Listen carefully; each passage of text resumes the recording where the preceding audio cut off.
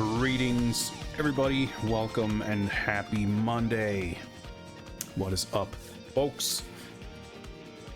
We are gathered here today for the continuation, finally, of Games Bond. What is up, Goaty? What is up, Dark Rift? What is up, Larkers in chat, VOD viewers, and everybody else? Am I excited? I don't know. Am I eager? I don't even know how I feel about continuing. I'm looking forward to making more progress with this game. I'm looking forward to completing it eventually and putting it behind me and moving on with my life. I don't know, this is sounding overly dramatic, but it's been there's been ups and downs with The World Is Not Enough. And of course, once we're done with this game, we're not even done with The World Is Not Enough, because there's the Game Boy Color game in the future as well. What's up, Itinerant Soldier? Greetings. But I don't know, it's just it's honestly, it doesn't necessarily have much to do with the game. It just happened to have arrived at a vaguely tumultuous time in my personal life, and just struggling a little bit with seasonal depression and all that stuff. I'm just like, ugh. I haven't been feeling super great recently, although I've had some great streams and other fun times. I guess I just have this vague association with this game, between this game and stressful period. Or maybe it's just that it's an N64 game, and that's always just a hassle in its own way. But you know, the game's been pretty cool, and we've been able to make some good progress, and we're gonna have to check back in. We didn't play, of course, on Saturday because we were doing unboxing. And that's right, I had to cancel Wednesday's stream last week, so we haven't actually touched the game in a week. So no wonder I'm feeling a bit hazy on recollecting our progress and where we're at. But if memory serves, we cleared the airfield stealth level where we had to intercept and kill Davidov and steal his fake credentials. And then was the mansion before that or after? I forget, but we did the mansion stealth level also somehow. And there was of course, the mines, which aren't mines, whatever, nuclear facility level. Man, we're gonna have to look at the level select map, or the screen, because in my mind I'm like struggling to even remember the order of these events. But I know that the airfield level took a couple of attempts, and that one, as well as the mansion stealth level, were both kind of just a struggle in general with understanding what you're meant to do and how you're meant to go about it. And in both cases, I had some sort of halfway disastrous attempt somehow managing to convert into an actual successful attempt at each level, and I was so relieved to not have to do them again. And I reckon that might be the tone for the rest of the game. But hopefully we're gonna get some more straightforward action levels with less stealth requirements, because that's been pretty consistently in any game. Not even recently, I would say. Any game that we've played for Games Bond, wherever there have been any amount of stealth required, that has pretty consistently been the worst, least fun part. So, hopefully, most of that is behind us. In terms of this particular game, I'm sure we'll have plenty of stealth ahead of us, but for this one game, I don't know. Let's not make too grand assumptions, I guess. We'll find out soon enough. In any case, it's high time that we get back on the horse and continue our progress through The World Is Not Enough for the Nintendo 64. Mission number 21 in Games Bond. This will be the third stream, I believe. And I remember from my brief kind of calculations that it would be a bit of a stretch. Basically, for us to finish the game tonight, we would have to make more rapid progress than previously. And given that we're heading into the latter parts of the game, that seems unlikely to happen. So I'm hoping at least, that we can clear a couple of levels. And then maybe Wednesday or whenever we touch the game next, hopefully we can get through the last of it and wrap things up. We, of course, on Saturday's stream, as mentioned, for those of you who may not have been here, we were looking at some stuff that I got recently. I got a good bunch of action figures that we took a look at, but also another Surugaya box, which, by the way, they did once again, of course, have a free shipping weekend, so inevitably I did send another order, so we've got more Surugaya boxes coming in. But I will say, we did, through happenstance, ended up doing a slightly different take on the kind of unboxing format because I had to cancel the stream on Wednesday. I ended up actually opening the box offline, and just kind of did a little show and tell of the stuff on Saturday. And not to say that I would definitely do it all like that all the time, but for me it was a little easier in a way to just have a little bit. It was easier to prepare, obviously, to show and talk about stuff if I actually knew what was there, instead of having to open it up and get the live blind reaction. But obviously, it's fun in its own right. But we'll see. I didn't get any shipping updates or estimate, but assuming that it's following a similar enough timetable, I would expect that I will get the upcoming package on either Friday, possibly, but more likely Monday next week. And so potentially we could have another unboxing / show and tell then, but we'll see. At the very least, we should endeavor to finish The World Is Not Enough by then. Now, the reason I bring it up is because I'm finding myself eager to schedule some stuff. I mean, with these damn Surugaya campaigns, we end up having to do these, as if it's some kind of massive ordeal, but we end up doing these unboxing streams, show and tell streams, and between those and Game Spawn, I find that there's limited time for anything else. And as always, there's plenty of other stuff I do want to play and stream. And the reason I bring it up again is because we got some stuff here, and this game in particular, King of Producer, this game looks absolutely phenomenal, and I'm so excited to play this. And this might very well be the next thing I play on stream that isn't James Bond. This is a management sim where you run a game development studio and have to make games and manage your development and marketing of your video games. And it seems very charming. We flipped through the manual, and I bought this not really knowing anything. I didn't frankly know what it was even about, because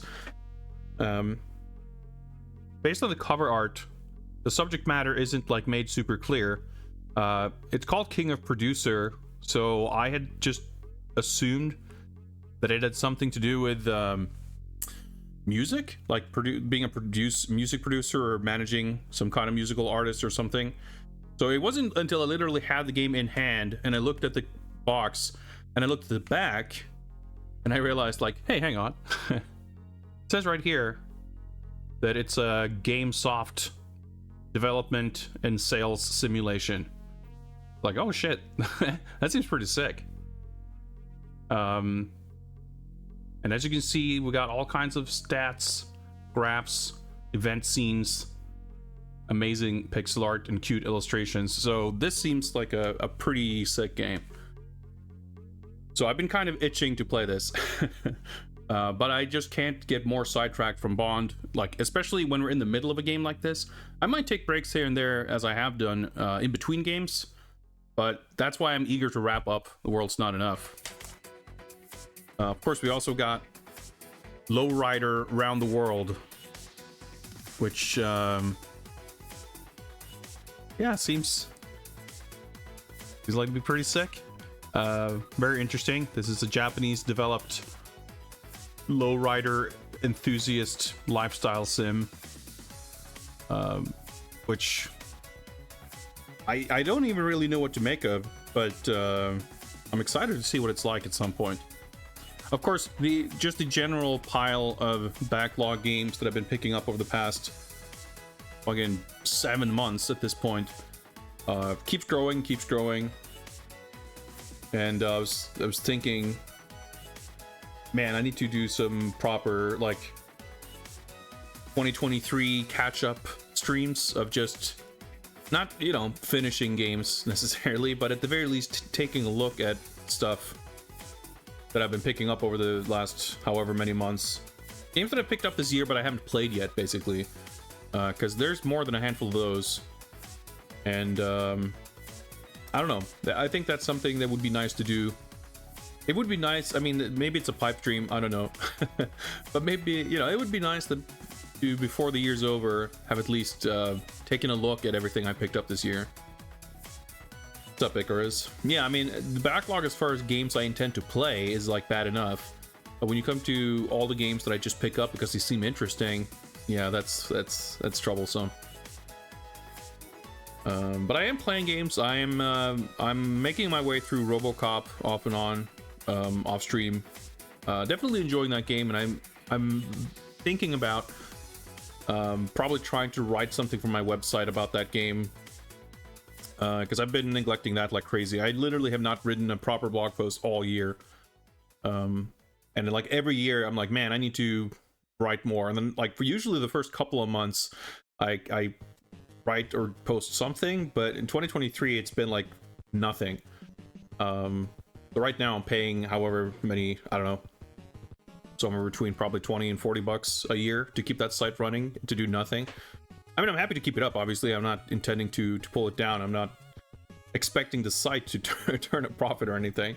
I did actually see that surprisingly, I went to see I got an email, I think, from WordPress about website statistics, and like, it wasn't like it was popping off, but like, there was traffic, any immeasurable traffic at all, which I was kind of surprised by. So hey, I should keep at it. But yeah, so I've been playing that, and of course MK1 been dabbling with here and there.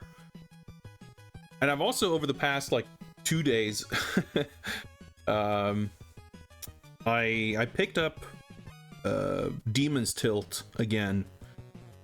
I bought that game when it came out, and I didn't play it much because I wasn't like, I liked it, but I couldn't really. I was struggling a little bit with it, just like visually, kind of.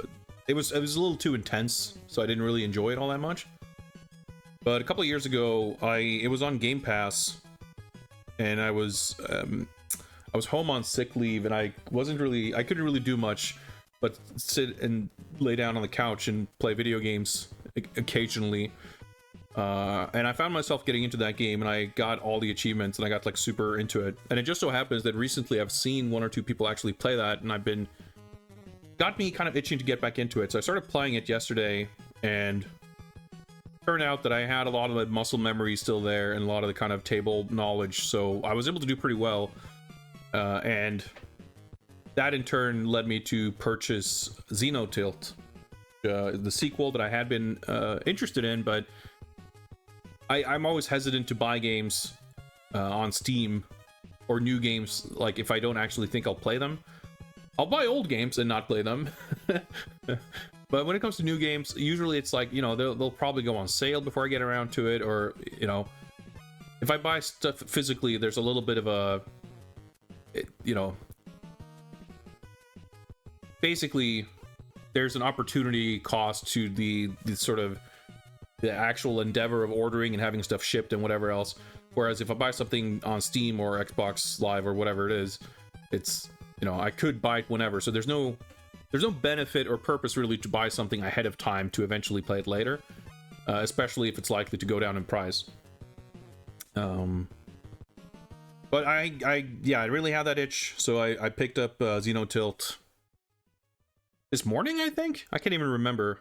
So I've been playing that a little bit, and it's pretty sweet. It's got really good music, which I really enjoyed. So yeah, highly recommend those games if you're into video game pinball. But yeah, there's too many game. I also had the thought, you know, speaking of never-ending backlog, you know, we've already kind of discussed two categories of games, right? There's the games that you buy and don't necessarily intend to play. You just put them in a shelf and, you know, at least play them once to see what they are. I've got that backlog. Then I've got the backlog of games that I have been sitting on for, you know, upwards of 10 years and with the intention to play. And then there's the third category of games that I'm itching to play that I've already played before. I had plans earlier this year to revisit Dead Rising 2. We played a bunch of Dead Rising 1. I can't remember at this point if it was last year or the year before, but we did some like achievement hunting and I had a lot of fun with that. It's one of my favorite games of all time. It was super fun to revisit the game, do stuff I haven't done in a long time, do stuff that I've never done in that game. You know, it was just an awesome time. And at this point, it's been a hot minute since I played Dead Rising 2, so I thought, man, it would be fun to revisit. So I had the thought that I might do that over the summer. Obviously, that ended up not happening, but it's been kind of sitting there in the back of my head since. But I also had the thought more recently that, man, maybe I should play Arkham Origins. It's another one of my favorite games, my number one ranked Batman game of all time. It's set during like Christmas, right? I was like, man, maybe I should just play that. Maybe that's gonna be a nice like winter stream game, and we can get to reminisce a little bit about the Caped Crusade, all the various Bat games, and just, you know, just chill with a game like that lasts for a little while, but it's not like super high intensity gaming. I don't know, it's not a commitment, but I'm pretty hot on the idea of actually revisiting that game. I think it would be pretty fun. I'd enjoy it, and I reckon some of you might too. But let us not get too sidetracked with potential ideas of playing games that we've already played. Let's make good on the idea of clearing some of that backlog, or I guess it's not so much backlog as it is just a what's the word? I was gonna say obligation. That's not really the word, but let's complete a game. How about that? Let's hop on over to the Bond scene and get my my trusty fake Chinese USB N64 controller for optimum performance as we embark, or should I say resume, mission number 21. The world is not enough. Yeah, so I think anything we can say about what we've been doing so far and how the game's progressing and where we're at and what we're up to, I'm gonna need a reminder myself, so why don't we boot it up and take a look at the level select screen and see what we can glean from it. Let's get rid of these New Zealand jams and boot up the game.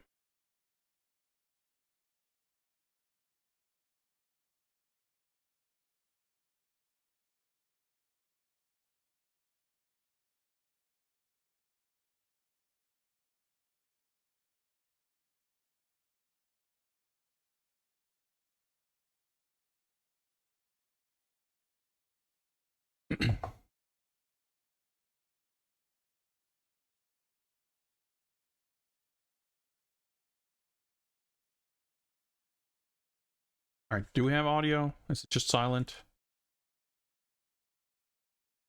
I probably muted this for the purposes of streaming. Let's get the volume mixer back up. Yep, there we go.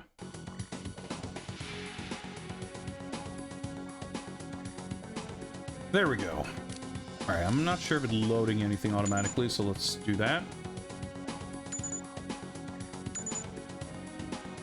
Loaded successfully.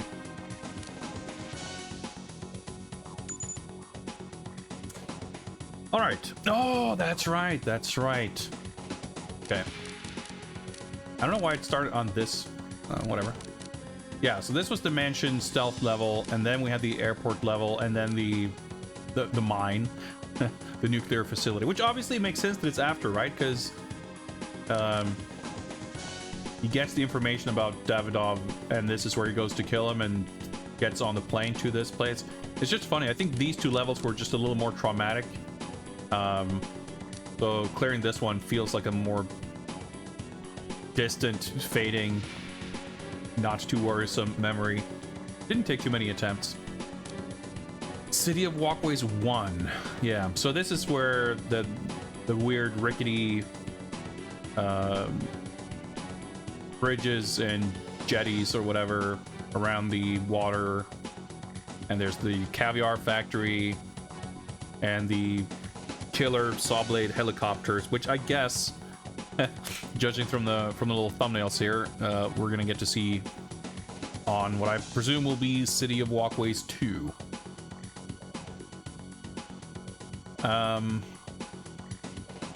We didn't even boot this level up, did we? Because I think I'm just remembering. Maybe we did. Maybe we almost finished it, and I have no idea. Because I have a lot of memories from this level, but I'm pretty sure I'm just thinking of the PS1 game. That's the weird thing about this. Having watched the movie, and then the PS1 game, and then the N64 game, a lot of it is kind of blending together. But why don't we resume the timer and kick things off? Oh, I don't even know if I play this level or not, but let's try Secret Agent, see how it goes. I think for the past couple of levels, we ended up... I don't think we actually cleared any of them on Agent before doing Secret Agent. We did a little bit of practice research on Agent for Night Watch, but the way this game scales up the objectives means that you can't really... Like in GoldenEye, regardless of difficulty level, you still get every gadget and you can complete every objective, whether or not you have to do it for that difficulty level. But in this game, it doesn't work the same way. So in this level, for example, Night Watch, you have to bug telephones. But on Agent, there's 3 of them, and on Secret Agent, there's 5 of them or something. And it's not just like the minimum number you have to do. It's like physically the actual phones, whether they exist in the level or not. So in GoldenEye, you can play on Agent, and you can still kind of practice and route and figure out how to achieve every objective that will be on Secret Agent or 00 Agent. But it doesn't really work that way in this game. So if we intend and want to finish it on Secret Agent, that's not to say that playing on Agent is not meaningful or valuable, but there's a limit to how much we can glean from it. Obviously, if we can manage to complete it, a level on Secret Agent, I'd rather complete it once than twice. But we'll see. Difficulty has been a bit up and down, but we'll start on Secret Agent and turn it down if we feel like we have to. City of Walkways 1. Mission objectives. Locate Zukovsky. Keep Christmas Jones alive. Do not eliminate your allies. I like that we have to specify that we are not to kill our friends. The highly specific objective for this level in particular. Check MI6 surveillance footage for more details on key personnel. Yeah, that's right. Forgot about that feature. Yeah, we'll take a look at that. Wait. So we get multiple Colin Salmon fake Dr. Doak briefings here. All right. Message from Robinson, Chief of Staff. We have red alert, Bond. Electra King has killed M's guards and abducted her.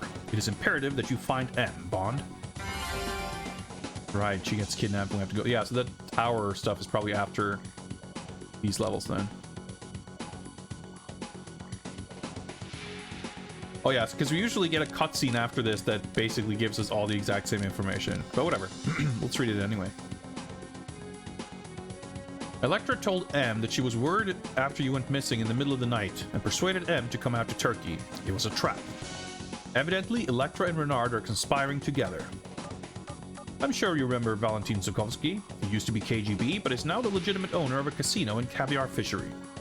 He is still a useful source of information, however. We know that Electra has been losing large amounts of money at Zukovsky's casino L'Or Noir in Baku. We think it must have been her way of secretly paying him off. Get a proper casino level. We had the casino level in the PS1 game. That was pretty sick. Do we get proper gambling, or at least allusions to gambling? Let's find out. Find out what Zukovsky knows, and we may be able to help them.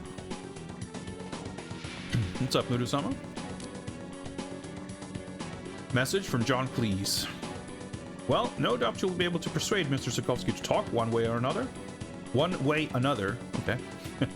Still, if you do need to take a quiet look at his records, you may find this covert modem handy. Simply attach it to any computer and it will download and transmit to us any stored data. Okay, excellent. All right, let's check some surveillance. I think, like, you wear this in the movie? Probably. It looks like she's got these, like, sick fucking high-top sneakers, which I don't think that's what that's supposed to be, but it looks cool. Christmas Jones will be able to help you find the warhead which Renard has stolen. Make sure she stays safe. I'm assuming that doesn't mean in this level specifically. Oh. I don't know. I feel like PS1 Robbie Coltrane was... I liked him a little bit better, but he's not too bad. Former KGB, Zukovsky is now a legitimate businessman. He'll be able to provide valuable information. Locate Zukovsky and find out what he knows. Zukovsky Guard. Zukovsky's caviar fishery is a valuable asset, so his guards here are armed with military surplus assault rifles. Make sure you don't harm these men by mistake. Huh. I got fucking Tony Montana over here. Alright. So wait, okay. I'm curious who the enemies are going to be. In the PS1 game, it's like full of fucking SWAT commando bodyguard dudes that we have to shoot. But I mean, we'll find out. I don't know that I remember any of the controls, but we'll spend half the mission figuring it out as usual. Let's do it.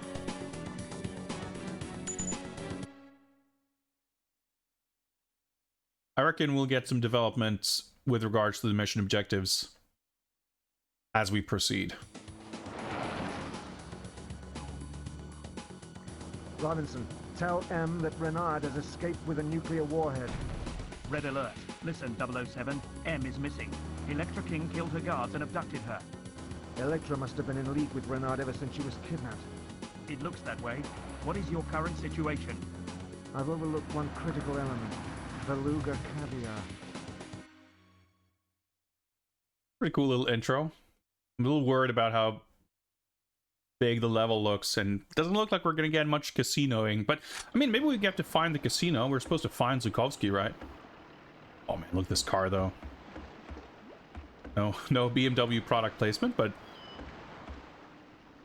pretty cool looking car. Pretty detailed. You can see the interior and everything. Hey, what's up? I don't get to like interact. They usually just talk at you when you walk up to them, right?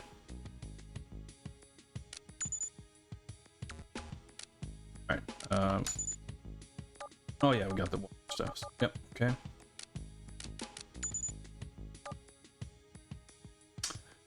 Modem. Oh shit, we got actual night vision goggles. We don't have night vision sunglasses.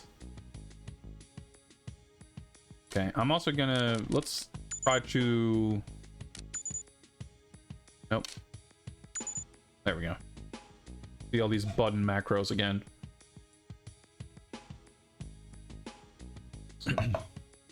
Hold B and A for vision mode.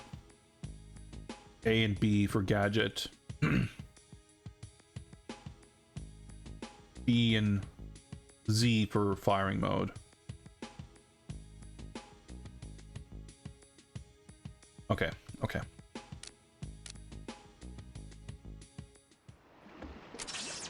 Nice. That's at least a pretty, like, instant. I mean, it looks like a sports car to me. I don't know, man.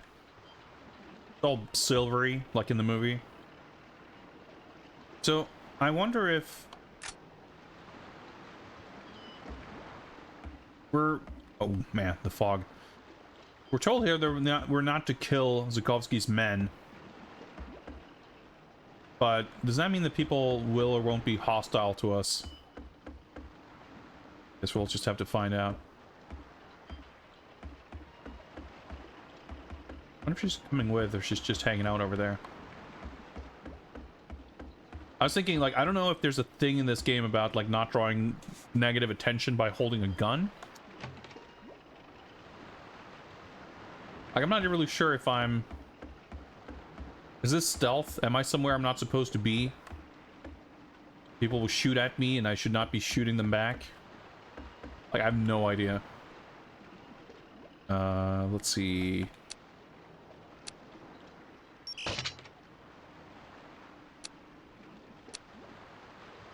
Oh. Cutscene. Sit over there and look happy to see him.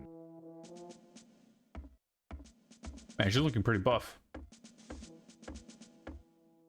I must call security and congratulate them. Can't you just say hello like any normal What is this person? voice? Hello, Valentin. I need to know about Renard. I'm afraid I cannot help you. Renard is too dangerous to cross, even for the sake of our old friendship. He would kill me even if he found out you were here talking to me. I think Renard is working with Electra King. They've stolen a nuclear warhead and kidnapped M. Helicopters and mercenaries, lots of them coming this way. I see that I have no choice in the matter then. I will make you a deal.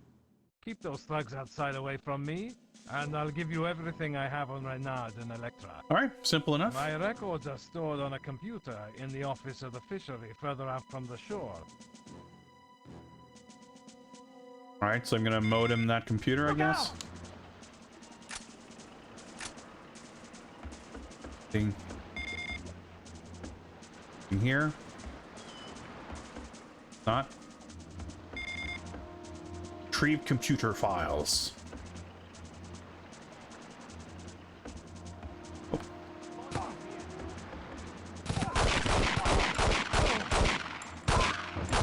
Alright, I didn't shoot that guy at least. Alright, so... shoot dudes who aren't wearing suits, I guess. There's a couple of brown pixels over there. That a person? Is it a mercenary? Is it a guy in a suit? I can see shit. And they're not shooting at me, so... Oh, fucking sniped through the fog. Holy crap.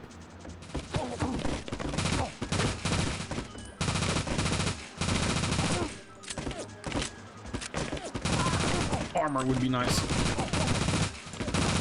This weapon, like, just jams. A little weird. Like, I don't think it's meant to be like the gun jamming. It's just like, it's like you let go of the trigger and there's some weird delay before you can start shooting again, and it just makes it feel like sometimes you pull the trigger and nothing happens. Very strange. It seems to be specific to this weapon, or at least most prominent.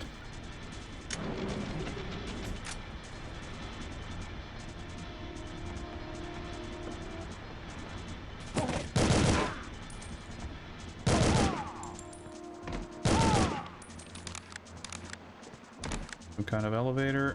Hang on. Yeah, the one thing that one thing that I'm not terribly fond of with this or GoldenEye is the kind of reliance on finding body armor, and especially the way certain missions seem constructed for you to kind of have to find armor in particular spots, and if you don't, it's like not necessarily meant, doesn't feel meant for you to be able to make it through.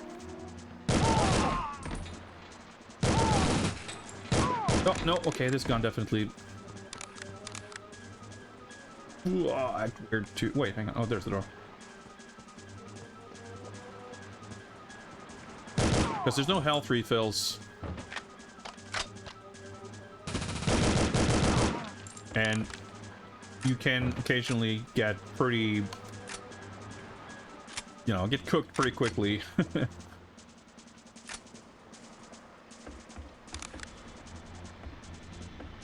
And once you have armor, I mean, the armor acts as health essentially, but whether you get armor early or late can definitely make a difference. So, I don't know, I find the system just a little awkward. On this here. Sure am.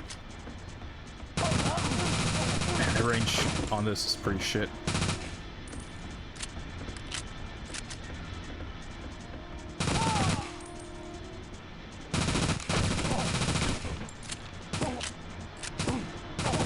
shooting. Oh my god. Yeah, you also can't swap weapons while reloading is happening. What's up, Nikita Lobo?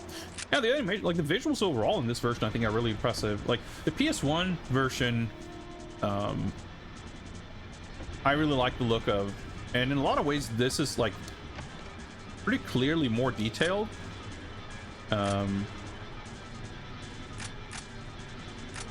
But I still like.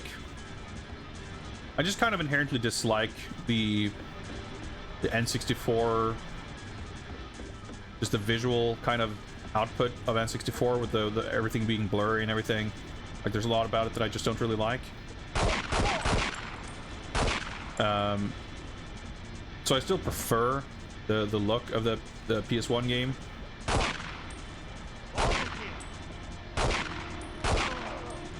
But there's a lot of cool touches and details in this for sure, and there's just like more, like the environments are larger and generally more detailed, and there's a little bit more going on with the character models and everything too. All right, here maybe. Really don't know where we're. Oh, okay, I'm on a conveyor belt. Why am I moving?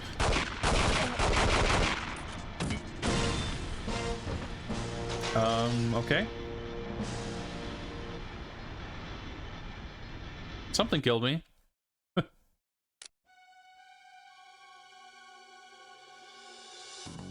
that didn't seem so bad so far. There might have been a few, like... I'll try to see if there's any nooks and crannies that I missed that might have had an armor or something next attempt.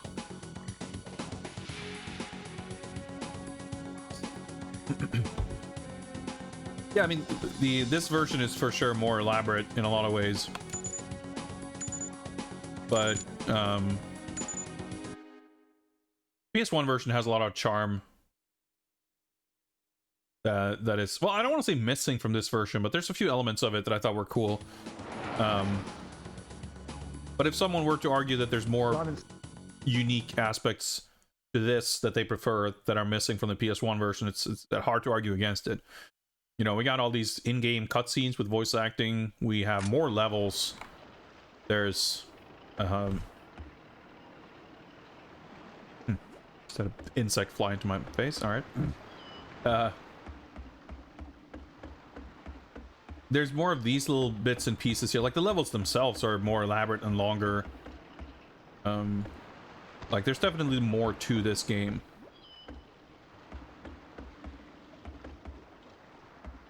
But I don't know that I prefer it. To be fair, I don't know that I prefer the PS1 game either. I think they're both pretty alright. Can't bother fucking around with the watch. Sit over there and look happy to see. Yeah, this seems pretty cool. Look out! Oh, that's a guard. Okay, sorry. Look out! Yeah, okay, so those were these guys. I see, okay. Everyone's just yelling, look out to me. Okay, fine. Yeah, 007 Racing is next after this. And I've pretty much heard nothing but bad things about it, so I'm a little anxious. But I'm looking forward to it as well. It'll be nice to change things up, and I, quite frankly, will not be too broken up about not playing any more N64 after this.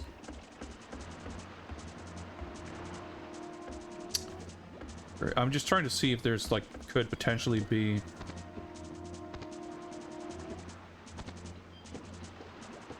any weird hidden stuff,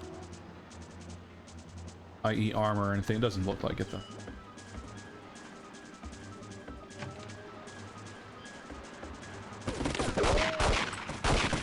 I can see my reticle going nuts. That's it, like auto aiming. Yeah, I think we're doing better this time. Dude's over there still.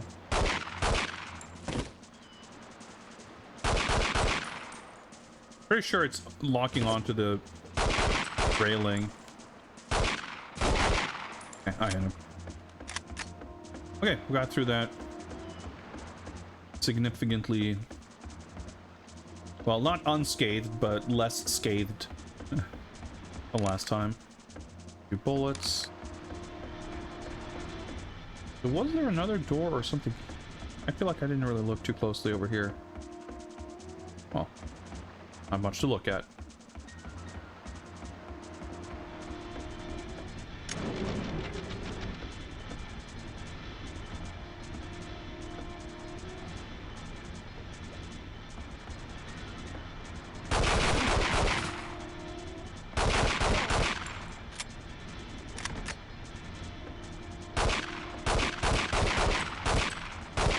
Auto aim is very strange. Like sometimes it'll snap on really aggressively, sometimes not at all. Sometimes it'll only snap on one axis and not the other.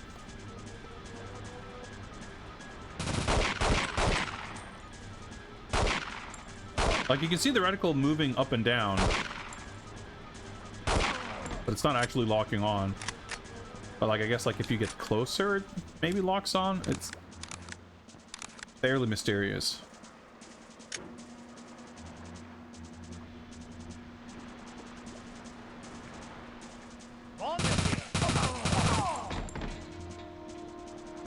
But 2 more guys in here, right? All right.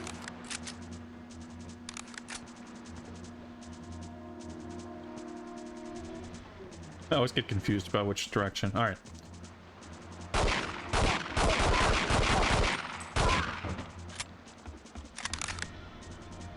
Okay.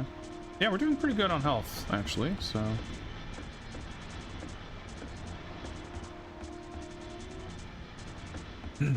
And oh yeah, I missed your comment there, Nikita, but yes, they're different enough that it's...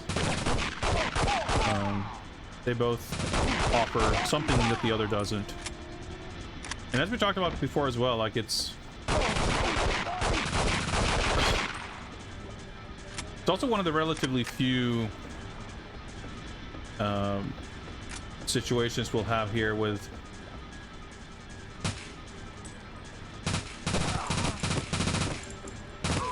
multiple different adaptations of the same movie.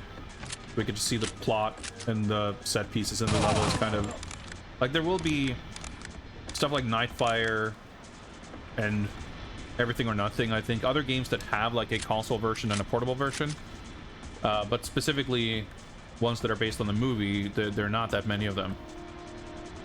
I think there's like maybe this and Quantum of Solace, and that might be it. I mean, around this time, because there was The View to a Kill and stuff like that, but I can get up there, but oh, I can't.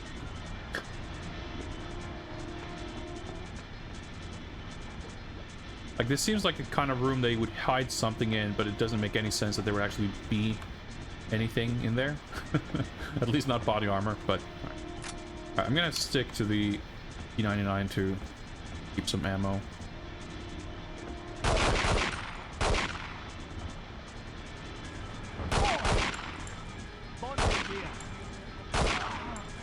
Go, I think we got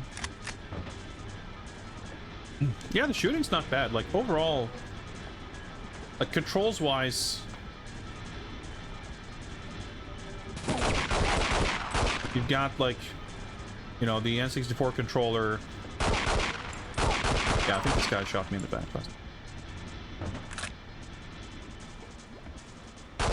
And the fact that the level design, so like I ended up swapping to the control scheme where I'm aiming, I'm moving, I'm walking forward and back and strafing with the D-pad, and I'm using the analog stick to look and turn. And without this control scheme, I just like could not make it through any of the early levels without dying, basically, because you have to go into this awkward aiming, and I have to aim with my left thumb, and I just don't have that dexterity to do that very well. So it's like, you know, the core functions of that work well enough, but if there's aspects that are weak, it's more about the level design of the enemies like your draw distance is pretty short, and then you have enemies far away that are shooting at you and you can barely see them, let alone aim at them. Well, that probably opened this, I guess. Like there's just some awkwardness to it, and the level design, not necessarily terrible, but it's nothing remarkable. Like there's some interestingly more open-ended levels, like the airstrip one, which is kind of cool, but also like when you don't know where you're supposed to go and it's not communicated well, it ends up being more almost annoying than anything.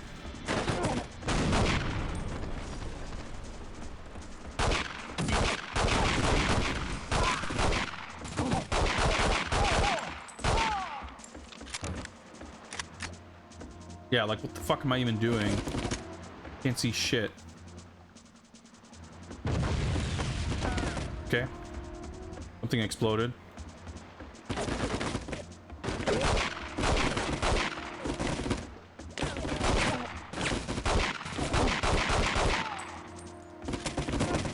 Yeah, so this is like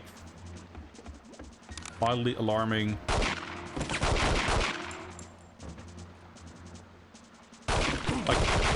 There's just an ocean of brown pixels, and some of them are shimmering somewhat, so I guess I'll try shooting them. I think that's kind of how it goes. And I'm relying a lot on the kind of auto-aim lock-on to tell me what's an enemy and where they are.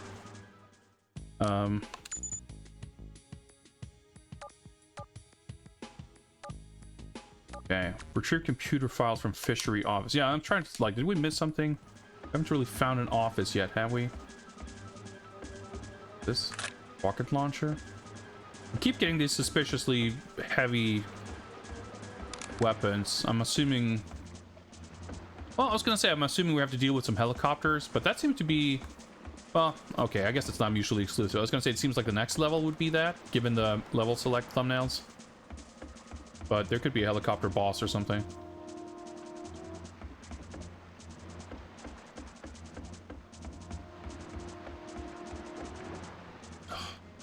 Not a single armor and not a ton of ammo. Like, ammo is pretty stingy with ammo in this game.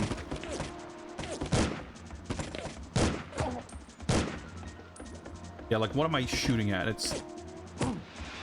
This part is kind of terrible.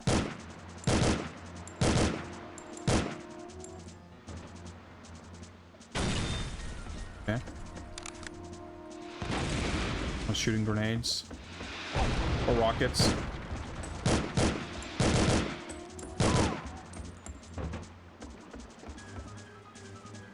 Oh, I guess I'm probably fully stocked on rockets then.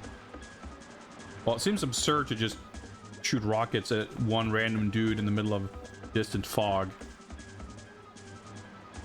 I've got like more rockets than bullets at some point. Okay, could this be the office? There's some rocket dude over here somewhere.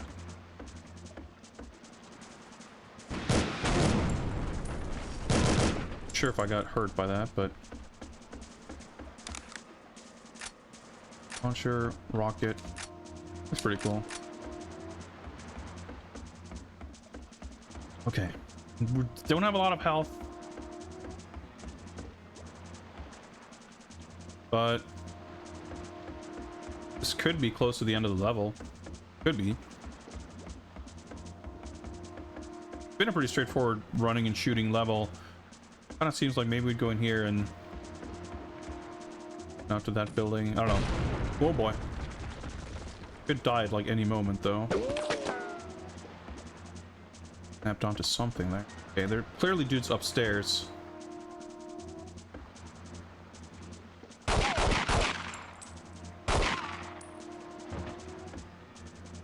Yeah, so if you don't have like free aiming, looking up and down controls. Okay, he just blew himself up. Thank you. Stuff like this becomes really awkward to deal with.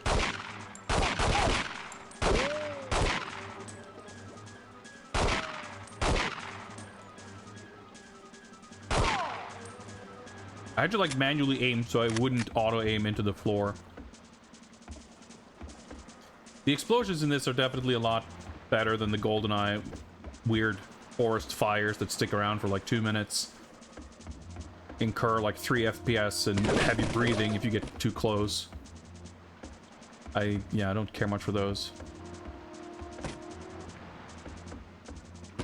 It's like where it came from. So much point in engaging. Well, I took out most of the guys up here.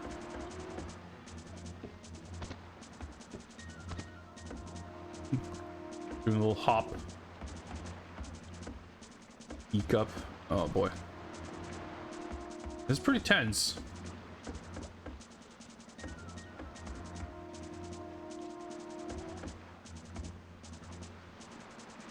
Let me know if you see something that resembles a computer.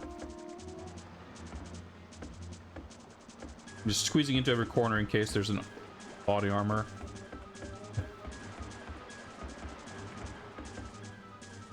Doesn't look like an office either, so big old caviar pool. Oh, the ammo counts stress me out. Verticals jumping around.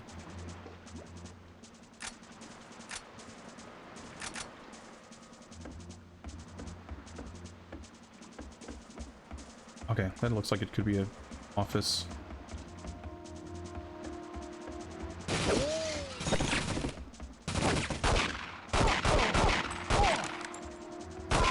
Wait, did I get ammo from him before he died? That was confusing. Man. No armor anywhere.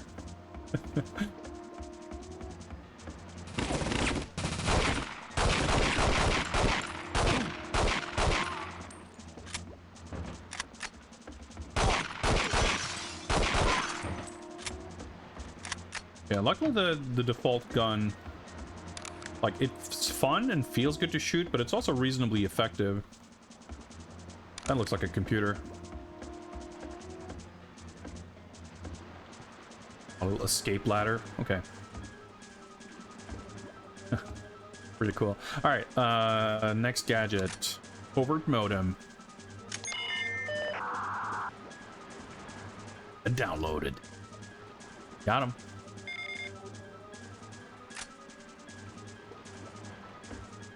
All right, so, oh boy, ladders. Ladders are always, they feel dangerous. You never know if you're gonna get stuck or fall off, or I guess I don't know if there's fall damage in this, but plenty of dangerously awkward and awkwardly dangerous FPS ladders. Okay, we've done what we've come for. Oh, okay, climbing. Well, shooting at us, that's a good sign. Oh, you turn pretty slowly. I mean, turn faster, combat would probably be a little difficult, but when you need to turn around like that, it's a little scary. Started shooting at us, so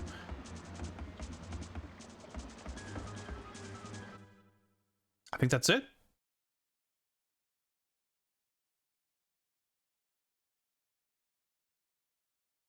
Loading.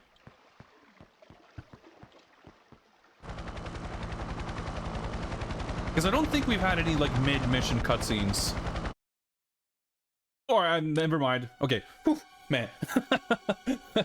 Oh shit, that that scared me. I'm like, oh wait, shit, is this actually a mid-mission cutscene? Do we have to fight the helicopter right now? No, okay, it's like I suspected then.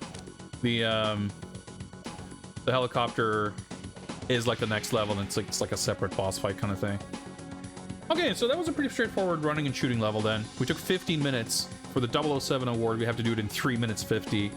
But obviously we were inching forward very carefully and slowly. But hey, that was, you know, second try.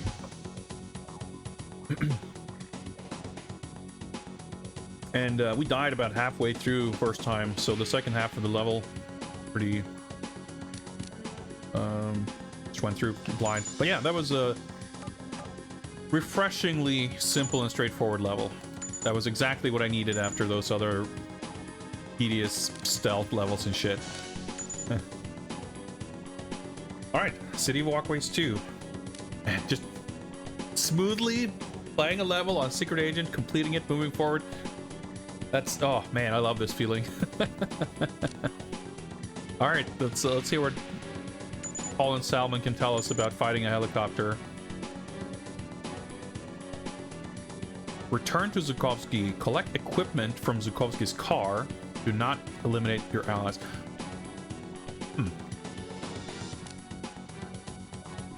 So, it seems Elektra will go to extremes to prevent Zukovsky from telling you anything. Get back to him as fast as possible and make sure that he and Dr. Jones are still safe. Picking up traces of multiple helicopters closing on your position, Bond. They are normally used by King Industries to clear forest sites. They made pretty effective weapons, too. Stay out of their way. This whole place is a maze of walkways and warehouses, so even if one route gets cut off, you should still be able to find a way back to Zukovsky so long as you keep moving. Man, I hope this is like an exciting chase set piece kind of thing and not like an awkward maze level. We'll see. Message from John Cleese. We're analyzing the data you got from Zukovsky's computers now. It is going to take a while, unfortunately. He's been a busy man. We'll keep at it, but I don't think you've got time to dawdle. Alright, and it's surveillance for us? Okay, nothing new. No helicopter biography. So yeah, we had the rocket launchers and stuff in the last level, but we don't get to keep weapons between levels, so it's not like we are equipped to fight a helicopter or anything. But let's see how it goes. See what this is about. See, I don't like these load screens. I feel like there's more loading in this than the PS1 game. And the way the loads happen like before and after all the cutscenes, like it really kills the momentum.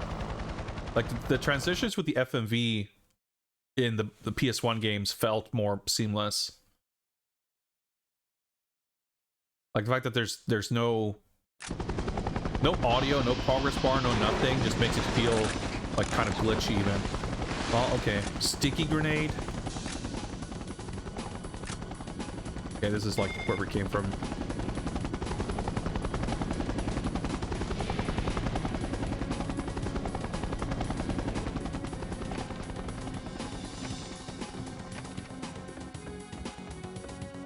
Alright, sure. Oh, okay, that's pretty cool. Oh, hello.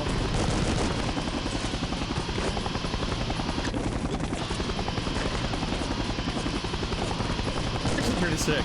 I don't have it with the grenade. Oh, okay, it landed there, I guess. Tried to throw it on the helicopter, but no such luck.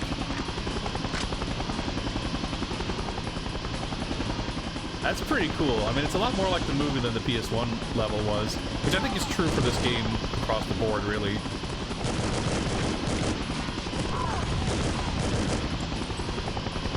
Even like getting to fight alongside these dudes, like that's not really a thing in that game either.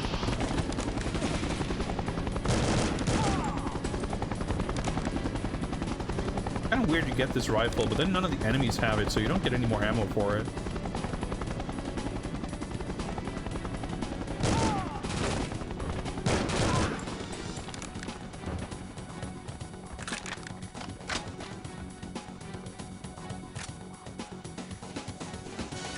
Yeah, the Stair Team P is kind of useless, I feel like, because the range is so awkward. Aha. Get ammo. Because it uses the same ammo as the pistol. And the pistol, I feel like, has better range, and the full auto of the TMP doesn't really give you that much more stopping power. Oh, that's pretty cool.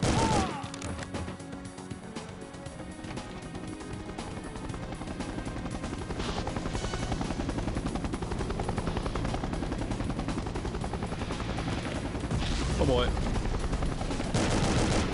I'm getting stuck. Dude, okay, that's pretty sick. Okay, that was... that's like right in front of my face. Okay. Look out! Okay, I'm not sure for what, but...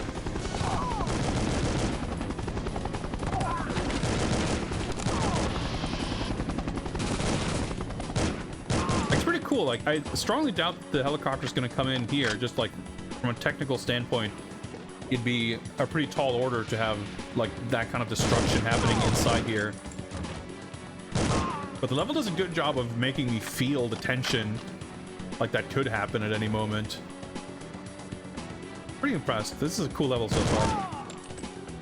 Ah. Up for the lack of armor in the last stage. You see like 3 big boxes of ammo, and it's like barely the equivalent of 1 magazine.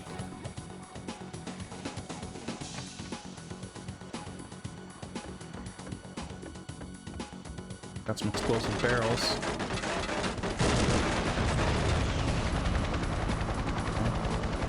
Explosive something else. Oh boy. I don't think I'm equipped to really fight that thing. Ooh. Maybe I am. Oh shit. Okay, that's exactly why I wanted to take out that barrel first. But then I didn't, and I paid the price.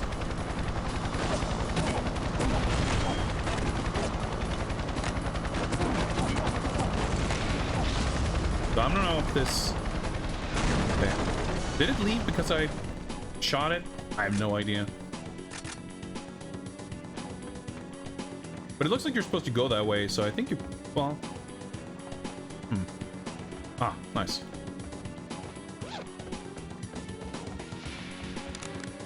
Sticky grenade, okay. Okay, yeah, I think we're supposed to do that. But honestly, if I just blown up those barrels and avoided it exploding in my face, probably could have saved taking a lot of damage. It's so fucking open. Whoop. Dude, how fucking cool is this? Like, hang on. Oh, wait. I'm probably not gonna... Okay.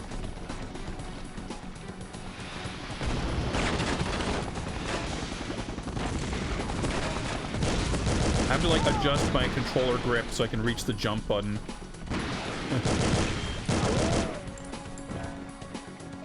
It's exciting, though. I wish the music wasn't so bland. That's definitely an aspect where the PS1 game had the upper hand. Both the PS1 games had really cool music, and this is like really run-of-the-mill. Even the GoldenEye has like a pretty memorable soundtrack. Like the music in this is a lot of these generic like background menu screen loops. That's a cool effect, a little fire trail.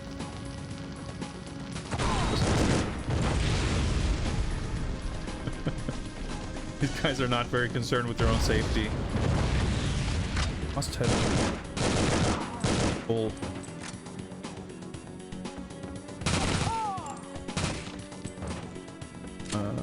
9mm capacity probably. Couldn't grab any ammo here. Just didn't drop it, but there were definitely little black lumps on the floor. Yeah, there we go. Yeah, but the fact you can like rapid fire the semi-auto, like just that feels really good. Where do I go?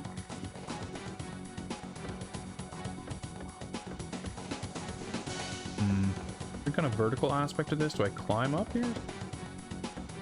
Oh no, there's a door here.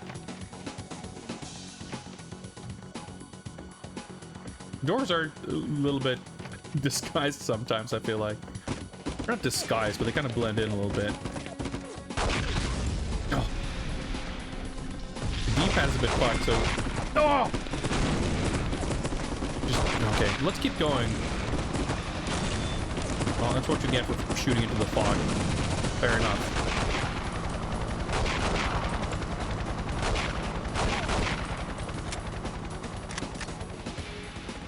Okay, there's a helicopter there. Oh, that guy's still around. Oh, there's the car. I'm guessing AT-420 Sentinel missile ammo. Destroy the attack helicopter. That's a grenade launcher. Oh, this is pretty sick.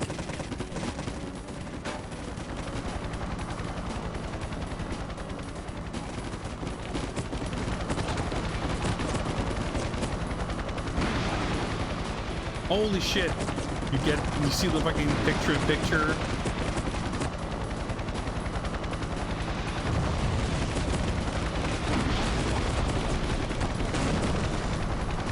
Dude, this is pretty fucking sweet.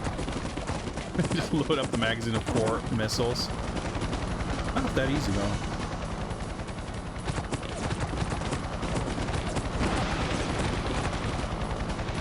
You would think that it would like lock. Oh wait, did I actually hit it? Like lock on. So I don't think I can like steer it or anything. We'll just get the missile.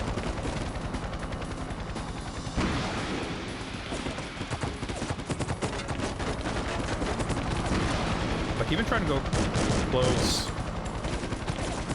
Anyway, I'm assuming I can get a new fresh stock of missiles. Yeah.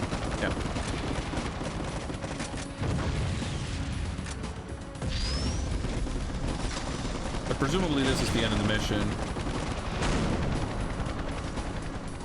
But this seems a little tricky, so it's a good idea. Just get a little practice.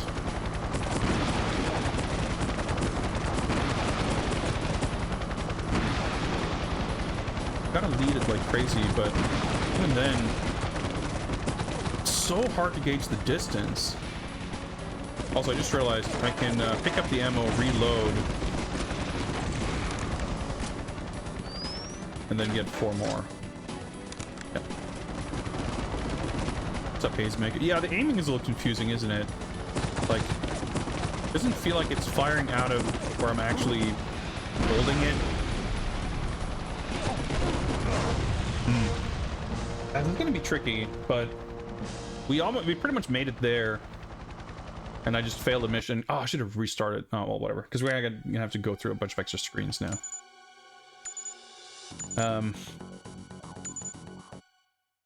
I failed the mission because I shot an ally right in front of that section, and we already had lost health in that first helicopter encounter. So this shouldn't be too bad. Provided that I can actually hit the helicopter. I was just curious if there's like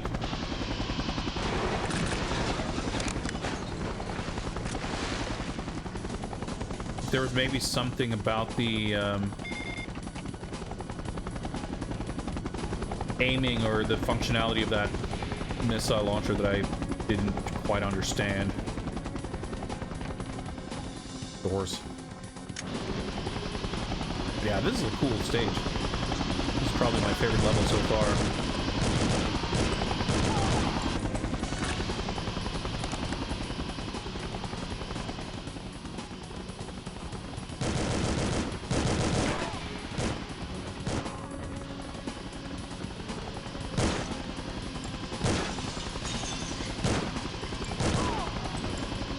The auto aim is great, but not exactly reliable, because the way it like locks onto dudes, it'll track them, they'll pop out their head and then they'll crouch down, and your aiming will like follow their crouching, so you like perfectly lock onto their cover basically. It's a little stupid. Okay, so there's more 760, no more grenades. Yeah, there we go. 762 as well.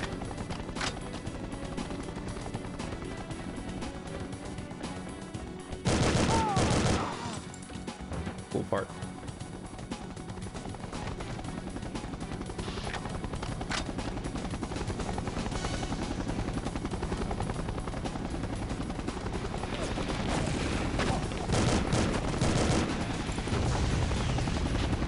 Oh shit.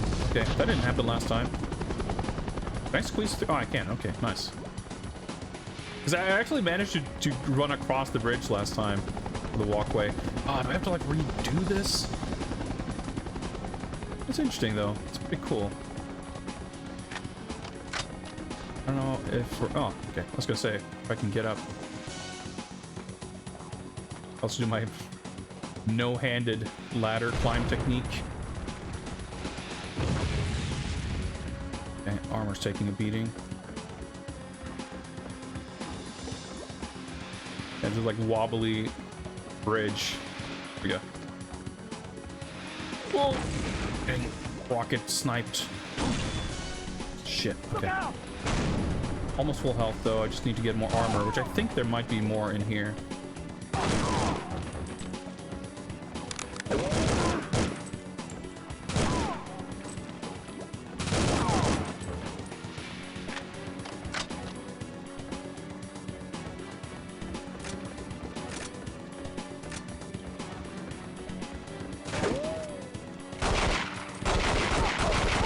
Okay, there was armor there. I didn't even see it, but works for me. Yeah, I barely lost any health.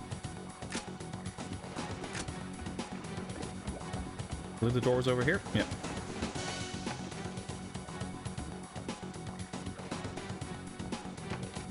Oh yeah, so first chopper, blow up that.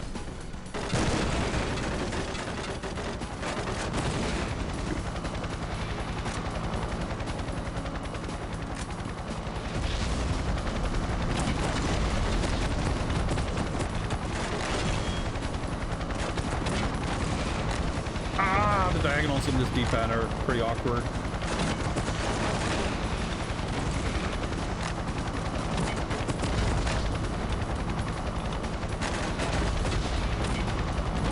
It's taking off, I think. Nope, not quite. Yep. Oh, okay. Yeah, it's probably... Well, I'm not sure. I can't be certain if that's mostly if you just wait it out, or if it's actually you deal damage and that makes it leave. I'm actually still a little unclear on that, but making progress.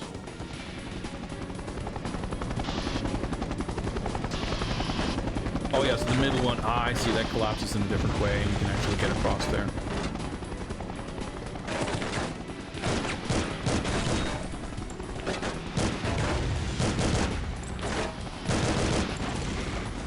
My armor, I fucking lost all my armor. Right. And this attempt was going better until just now. It's so like, I feel so stupid because I had almost full armor when I collected the armor after the helicopter, and I was thinking to myself, man, I don't need this armor. Did I save this? And then I go, there's no way I'm gonna like get to double back and collect the armor. So let's just go grab it. And of course, I would have just now been perfectly able to go back and grab it.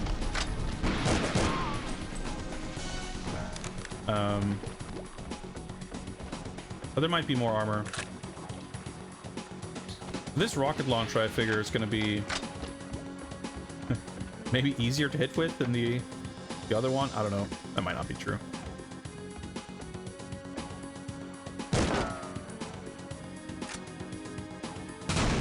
Like, that could hurt me, so...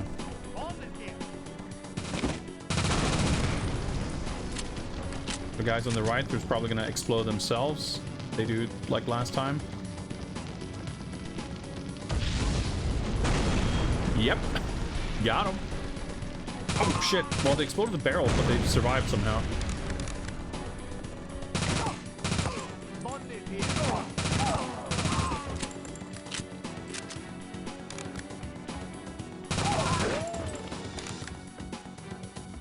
No vests in this room, I guess. And there would be.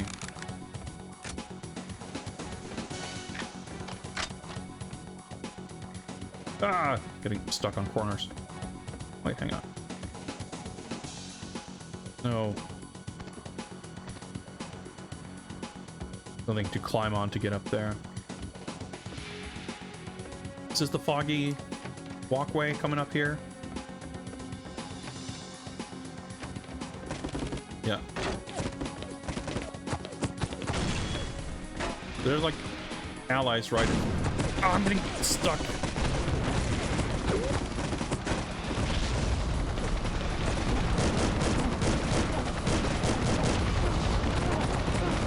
Dude.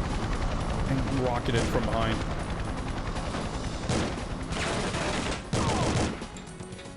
Getting on like Barbo, 0 health here.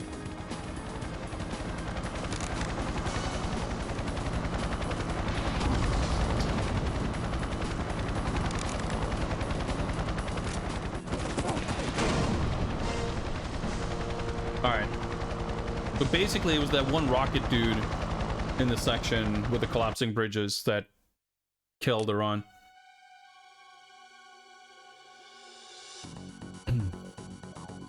One thing that I find really annoying about this game compared to GoldenEye is that if you want to restart a mission like that, in GoldenEye, you can just mash the start button and it takes like 2 seconds to get back into it. Here you have to like swap between the A button to advance on certain screens and on start button to advance on certain screens. And you have these like loads times in between and everything too. So the process of restarting a mission is like way clunkier in this. I find it a little annoying. Alright, well, let's try again.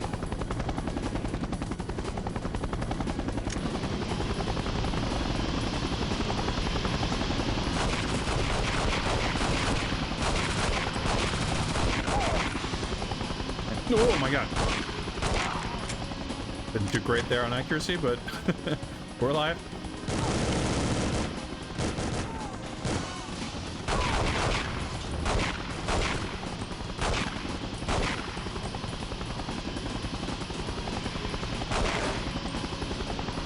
He's alive because I can tell my auto aim was still tracking him. Oh, whatever.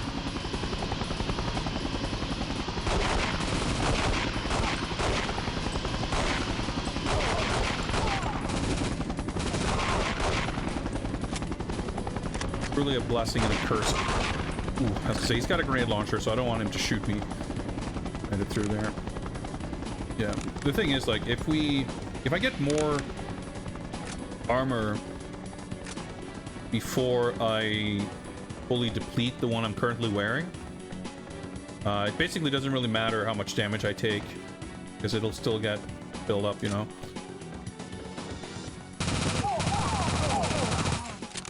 And you don't lose any health until you fully depleted your armor. Yeah, the D-pad on this, there's like something really weird about the D-pad where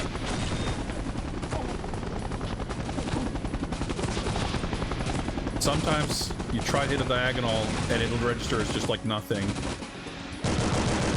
Well, that's pretty cool. He like falls in. Alright, let's not get hit by any surprise rockets. Oh, hello.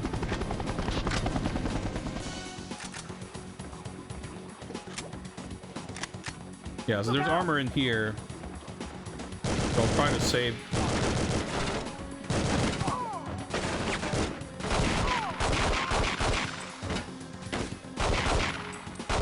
In case I take stray hits here.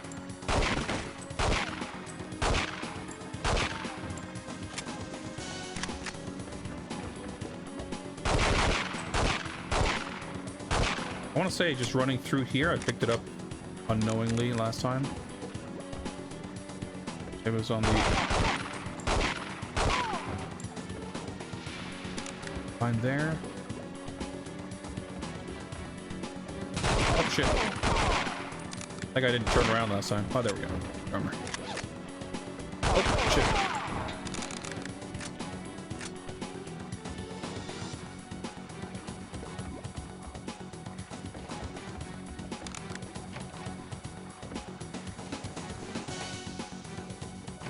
Please.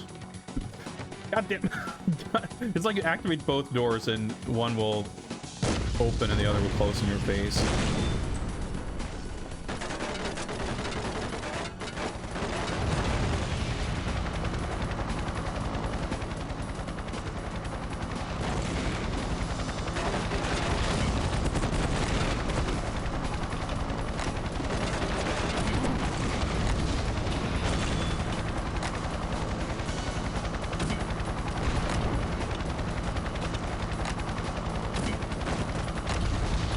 I'm hitting. Looked like it was taking off. Usually 3 or 4 grenades ish.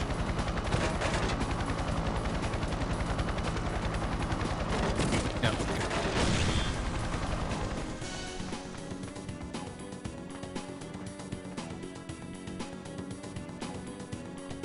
the armor not spawn, or is it? Okay, now I'm confused. I feel like I had more armor last time. And okay. Okay.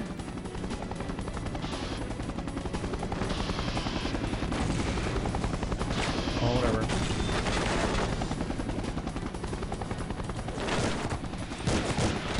Okay,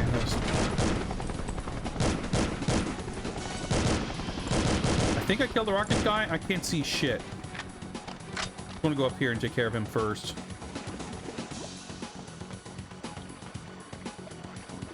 Oh my god. Like, you... whenever you're running down a slope... like, you cannot...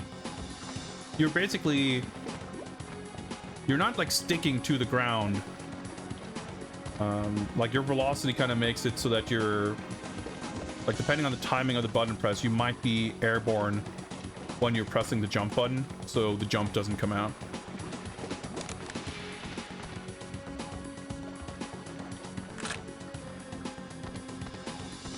Well, we're at better health than last time, but there won't be more armor until the final section, so...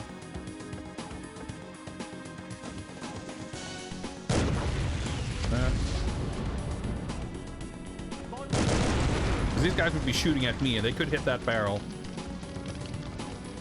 And we don't want that.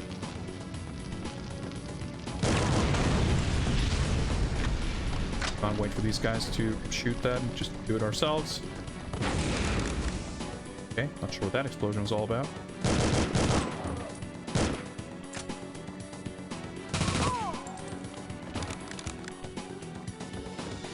Oh, okay, this is the guy that was back turned, I see. Yeah, I get these two buildings confused because they look like identical.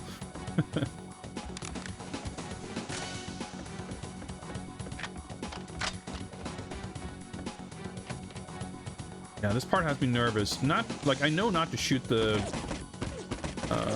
Zukovsky guards, so that's fine. But there's like rocket dudes and rifle dudes and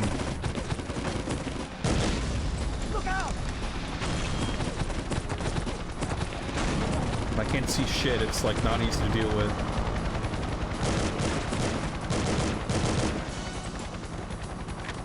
Armor's not great now. I wonder. I can't remember if there's armor here somewhere. I feel like there probably should be, but I don't recall. Maybe downstairs.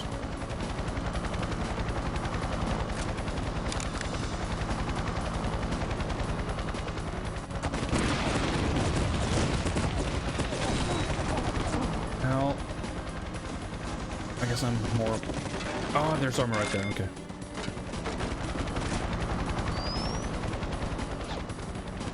I guess you're a little bit more protected down here. You're probably not having... Well, maybe I was gonna say as easy of a time hitting. Get rid of this shit. Only a liability.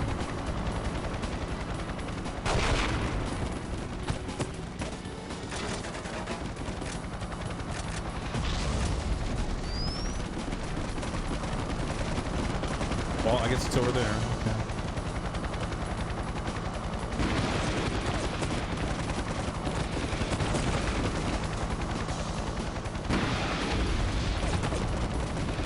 It's so fucking hard to hit with this thing. Like, the rockets travel so slowly.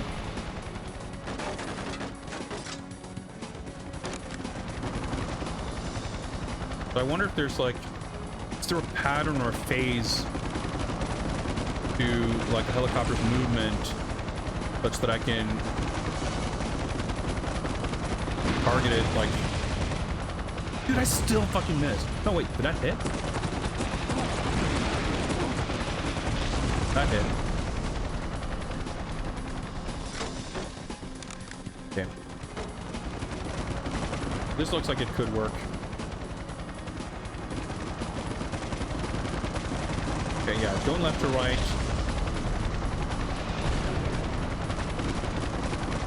Eventually, I guess it's gonna go. Shooting a lot.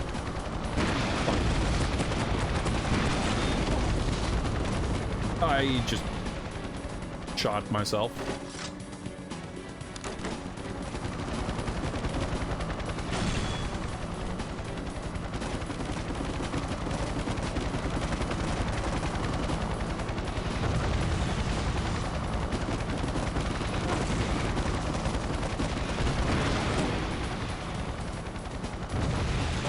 Oh!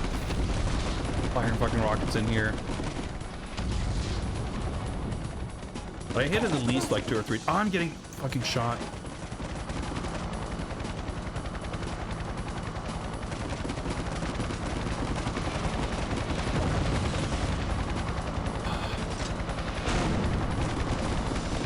And this seems as safe and efficient as anything else.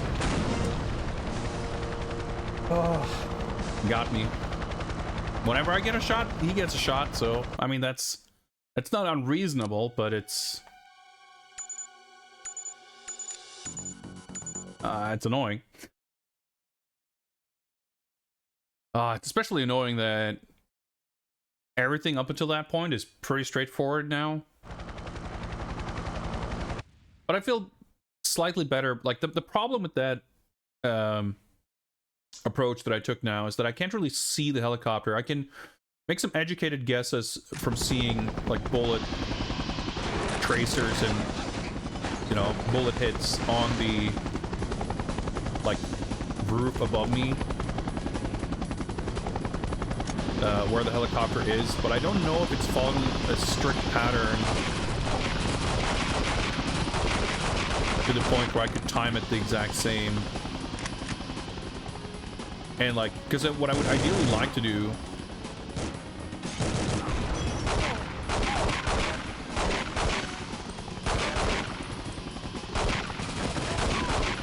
is to shoot a rocket without having to look and trust that it'll hit its mark by the time it gets there, so I don't have to expose myself while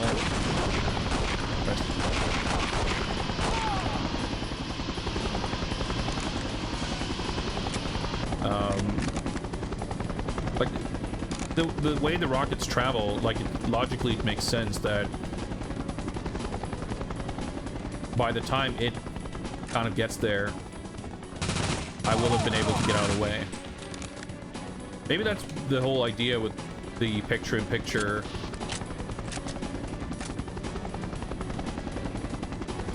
Like being able to see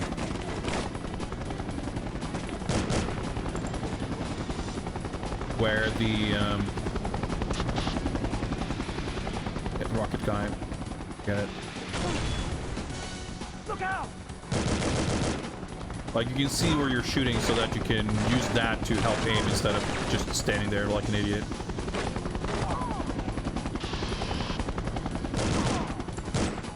Guess we can try that.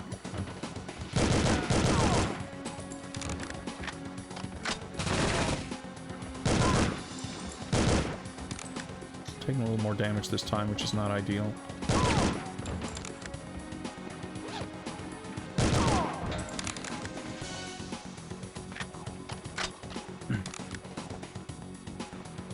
But I guess if we have a better working strat on the final helicopter, it won't really make a difference. Also, we didn't get that extra armor at the first helicopter last time for whatever reason.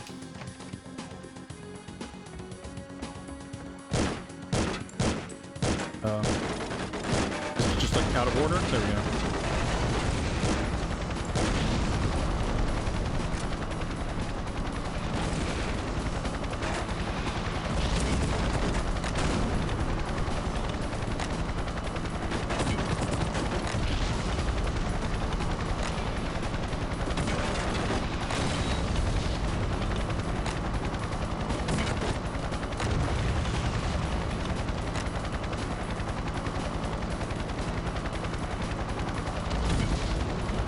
Like the helicopter shoots something that explodes like right away.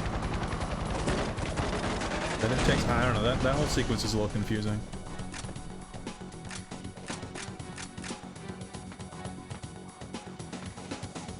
So now there's armor, okay. But I'll save it in case we get some trouble with the Rocket Man.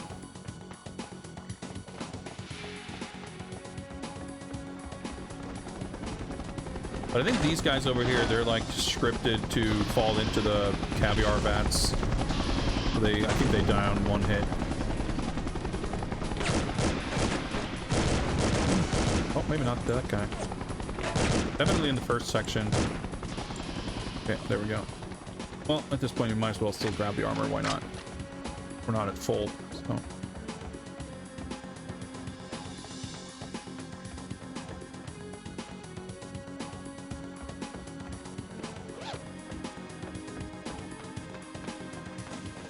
And also, there's one more armor by Zukovsky's car.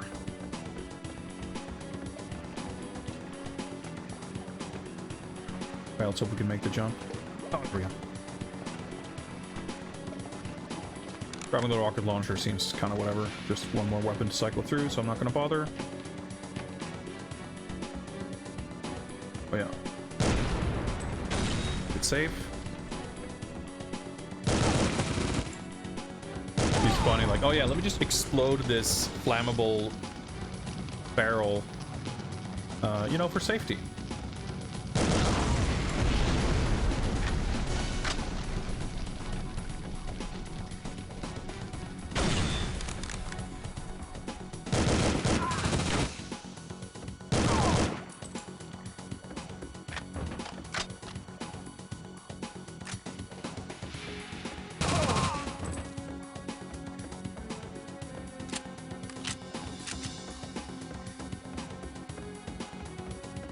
Well, whatever. I'm able to pick up a few 9mm bullets, but we're okay. So this part didn't seem to destroy me too badly. I was a little anxious, but yeah, getting stuck because my weird D-pad doesn't fucking do diagonals like the worst. Risk. Please. I didn't die. There we go.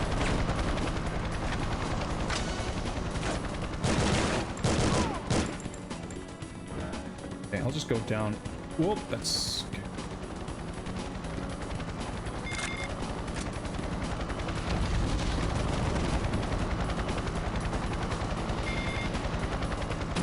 I'll just get rid of that.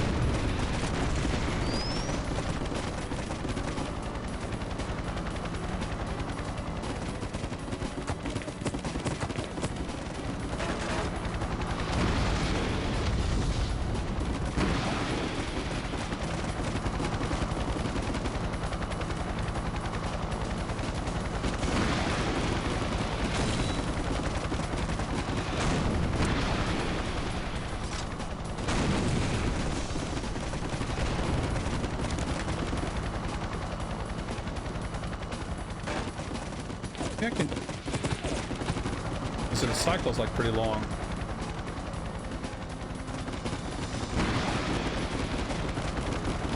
Left.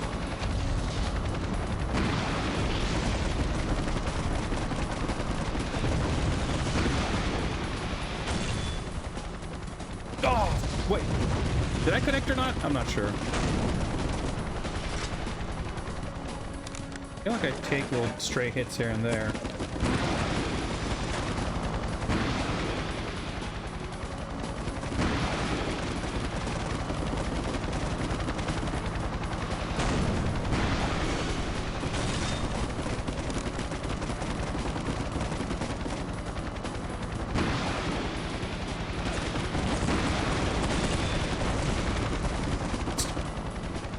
That was needlessly daring. I feel like I could get more than one hit per loop, so to speak.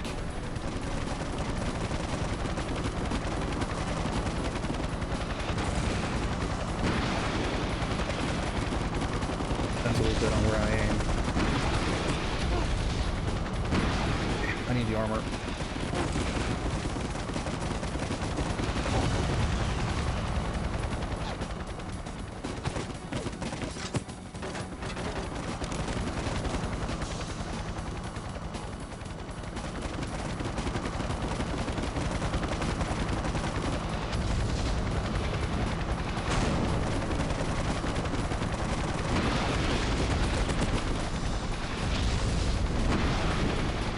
Definitely hit.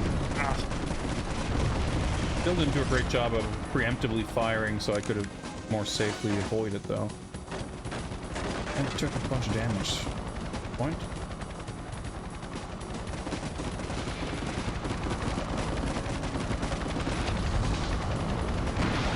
Just not easy.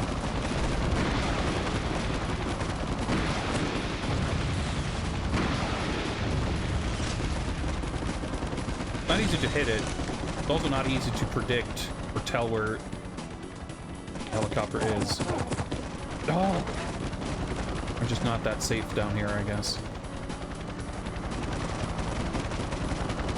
I mean, you can kind of see the bullets go through, so that's tense.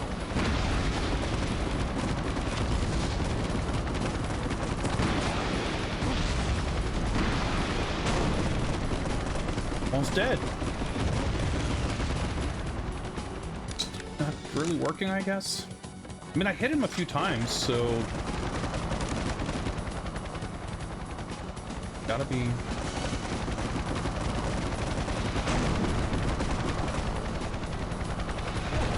Oh yeah, I'm taking damage from that shit.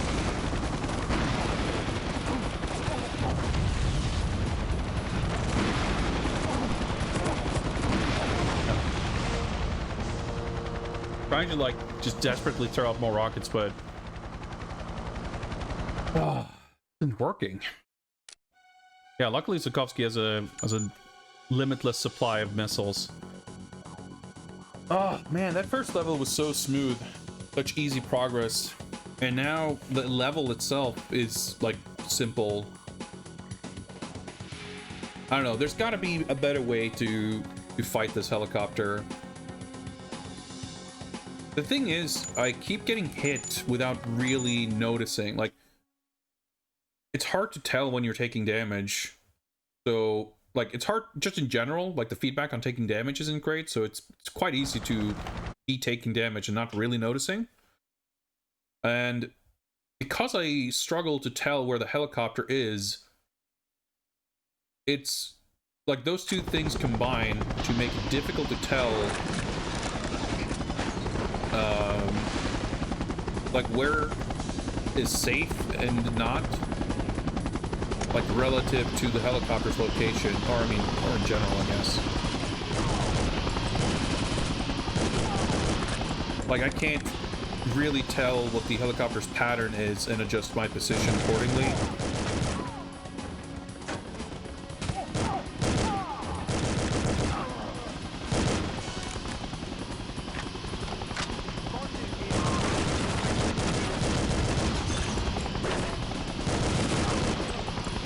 Being a little extra aggressive here.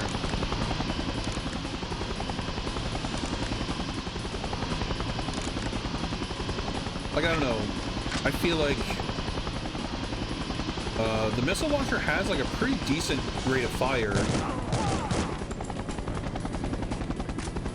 So I should be able to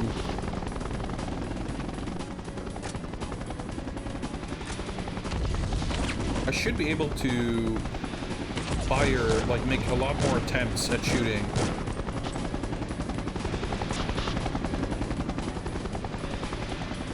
And not necessarily exposing myself to that much more risk, like, ideally, anyway.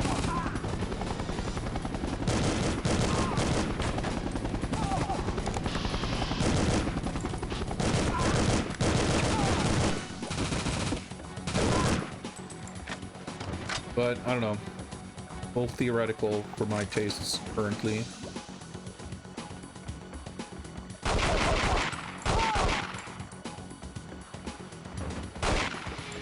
If this guy wasn't here now, fine.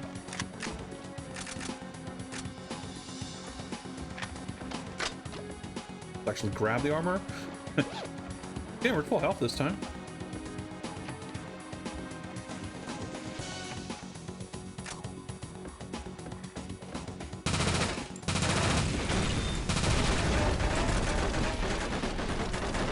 I don't know, I just find myself like being kind of stuck about thinking about how to deal with that fight. Like, it's just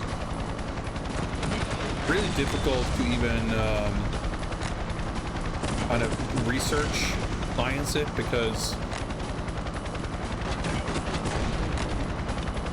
feel like you're gonna be killed pretty quickly if you're out in the open, which would be my sort of go-to way of anyway.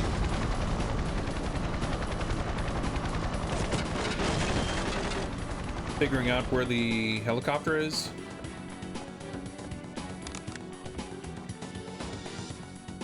Yeah, no vest.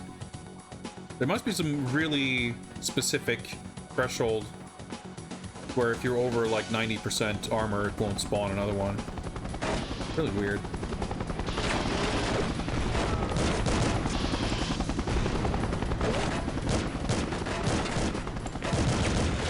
Might get rid of that guy. He doesn't look dead. No. Oh, Jesus. Actually, I guess I can just... I don't really need to double back and take the other route. So now my armor's gone to shit. I didn't realize... See, again, I didn't realize I got shot all that much. But I lost like 60% armor. Just out of curiosity here, let's see. Is it possible that the armor spawned now? It seems extremely unlikely. I feel like we would see it if it was there. Because I'm sure there's only like one trigger to actually spawn it. So here, yeah, I don't need to jump. I can just walk. Okay, so that's good to know. That's the easier route. Jumping. Like, there's obviously the armor by the car. But I would have liked to not, like, be empty when I get there.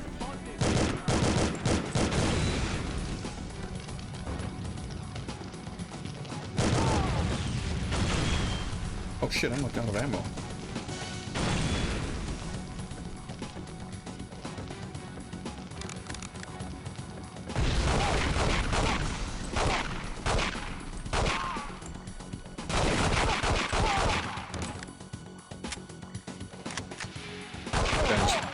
Completely oblivious.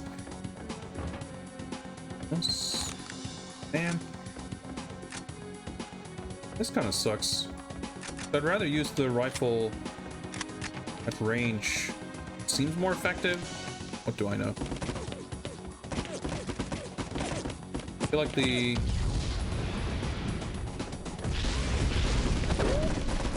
auto aiming feels more effective. Like walk on, whatever. Yep, I'm all armored out and I'm fucking dying.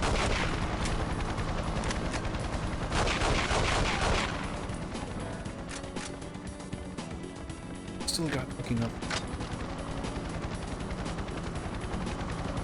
Yeah, grabbing this at less than... Oh, I just took damage. Sick.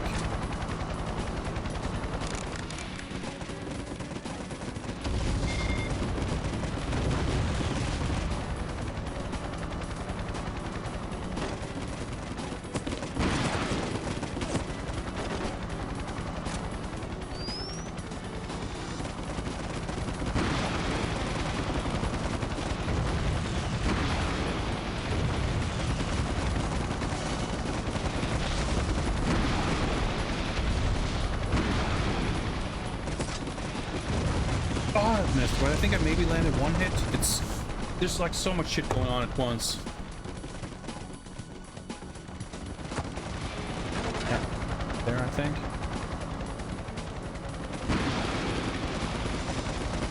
Oh, left, right.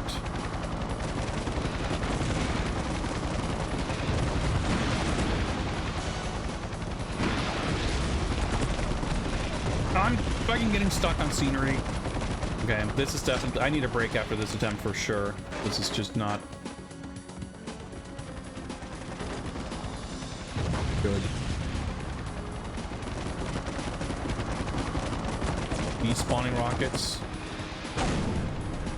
It's possible. It seems unlikely in my opinion, but you never know.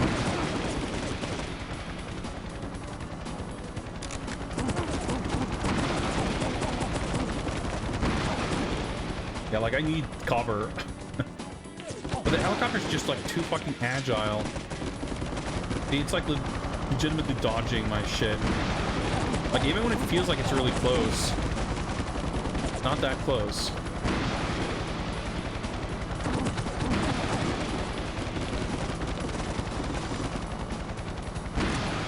I don't know if it's reacting to my, but like, okay. Maybe I need to look at the manual and see if I can read.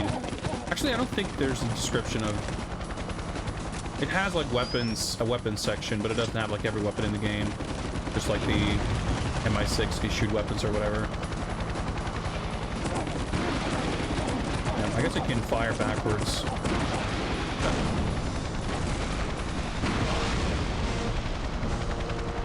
I'm just wondering if there's like, it's got this little laser sight thing. It's got the camera like, is it not meant to be able to fucking lock on or track or something? But I tried using the targeting, like the L aiming, or the whatever. It didn't seem like it did, and it like helped any. Maybe you can use it to like, because it feels like once you see the camera, like it's helpful in a sense, but it feels like you should be able to control the missile, or that the missile should be able to change its trajectory.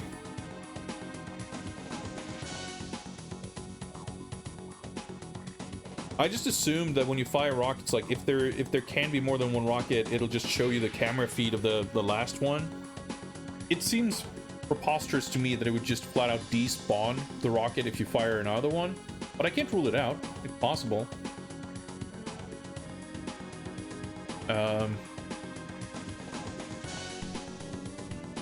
I'm actually curious to play this. It's just so funny. When we fucked up and shot the dudes, I feel like we were able to like mess around with the helicopter fight for like twice as long. It's probably not the case, but it kind of felt that way.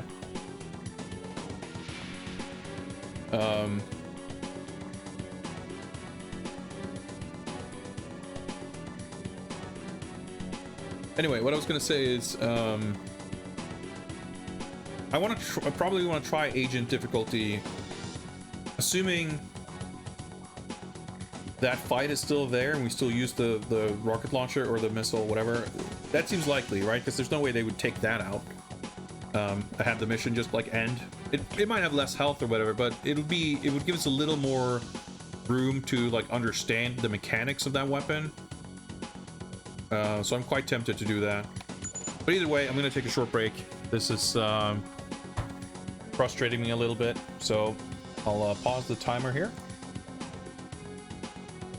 And we will reconvene in a couple of minutes and give it another shot.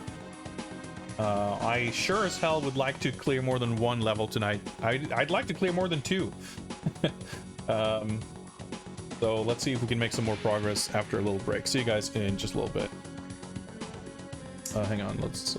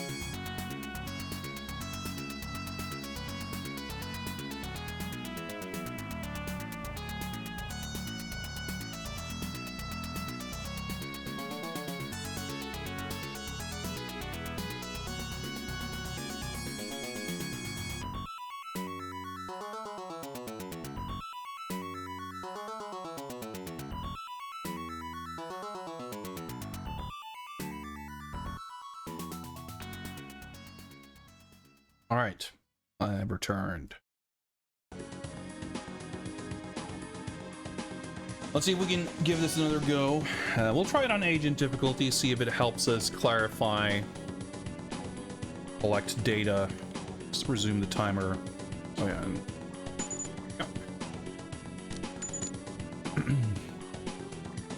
Yeah, so the objectives are all the same. I'm gonna assume that it's nothing really is gonna be too different about the mission, but hopefully a little more leeway given with damage dealt and what have you. So we'll see. I mean, it's not necessarily the case that it'll really help. Like, are we going to be able to get any strats that will make any difference in, like, if we can actually apply on Secret Agent? Who knows? But we can at least try to see if we can make sense of the... Oh, no guys here. The despawning thing, if that's a thing. Which I can completely buy, like, just... Intuitively, it seems weird. That it would be that way, but... Logically, you know, of course... Entirely plausible. Man, there's a lot less guys.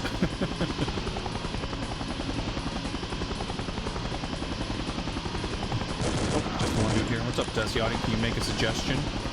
Sure. Got a second helicopter back there.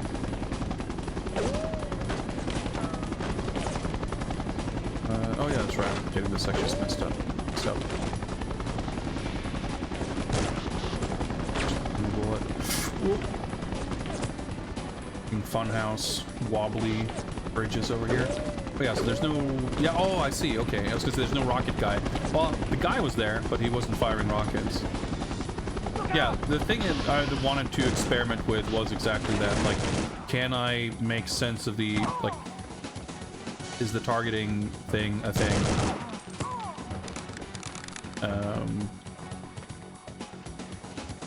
Like with the laser, the little night vision picture-in-picture, it seems so conspicuous that it seems, man, it's so weird. It's like I picked up the ammo even though I couldn't pick it up, so the guns disappeared. Well, I'm not really hurting for ammo, so it should be fine. I wonder if this is any different.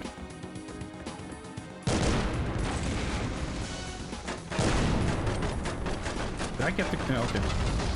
Did I get the grenade launcher? Because I was like early on, I made some attempts to see if I could like lock on or affect the trajectory of the missiles, but I didn't seem to be able to. But it's also entirely possible that I was a little quick to rule it out.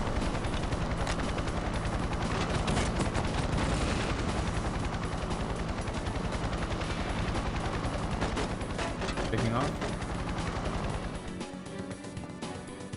And that's the thing, and that's exactly why I wanted to try playing on Agent, because when you have... Oh, so not the armor is there. Okay, we'll leave it in case we fuck up over here somehow.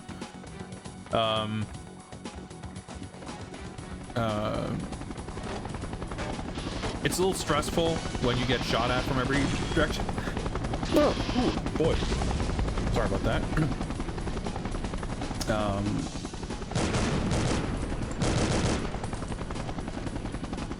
See, I actually took a chunk of damage there from something.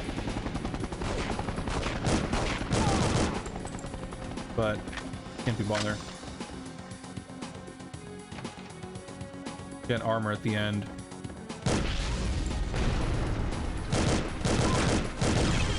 Dude.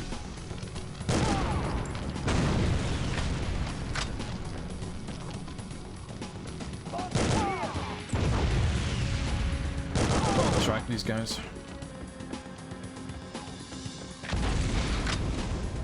I reckon I probably took some kind of explosion damage or something. Okay, just took 3 tries to open the door for some reason.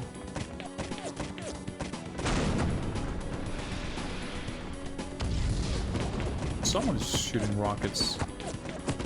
Oh, there's no buddies here. I guess it's easier if you don't have allies because that means you can't accidentally kill them. Okay. There was bullets and rockets coming from here, but I guess they must have come from a chopper. What's up, Taco? Really funny how aggressively those magazines go flying out of his hand. Not really had the luxury of being able to pay attention to that, if I'm being frank.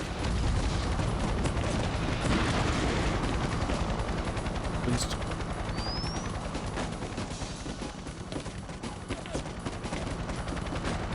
Okay, so let's... Okay, wait, what the fuck just happened? I could guide the missile. There was like a hard cut to a different camera angle. What happened there?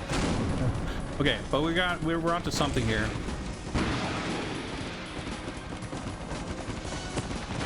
Okay, you can whip them around pretty. But it's like, yeah, I have to have line of sight and not be reloading, I guess. Very strange.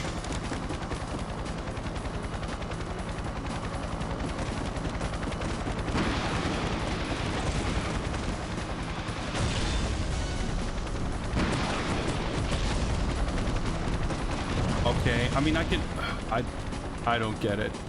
It's like I'm painting, like it's targeting the laser, I get it. But wait, it's set to guide, because there's like firing modes. Because I was thinking about that with the grenade launcher, it was set to impact, and I was thinking, I wonder if I can set it to a different mode. Is that B and Z? I think so. BZ, yeah, okay. Yeah, okay, auto. Let's try auto mode.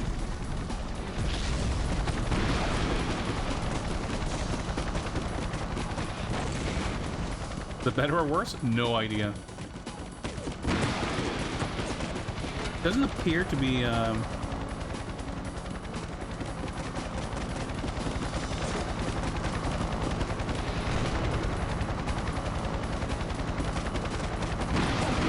Okay, yeah, we have a high rate of fire. Okay. Yep, this seems easier. Like, setting aside potentially despawning issues, whatever, the literal rate of fire is just higher.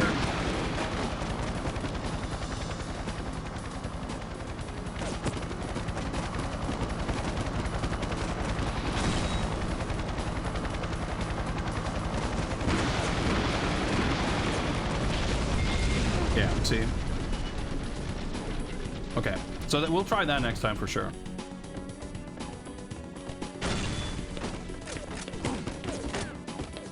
The level's not over just yet, but gonna guess pretty much it. But we might as well clear it on Agent, unless we have any other nasty surprises. Okay. I was literally just about to say, wait, hang on, looks like there's more left here than I thought. No, it's just a big empty room.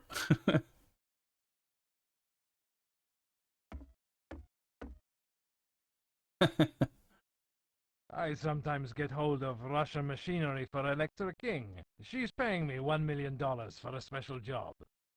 My nephew Nikolai is smuggling some equipment to Istanbul for her. Electra has tried to kill me already, so Nikolai may be in danger. A little clumsy, but, you know... This is my business now too, Mr. Bond. More or less recreating the scene from the film. Alright, okay, so... we did indeed manage to collect some data. So let's do this again on Secret Agent.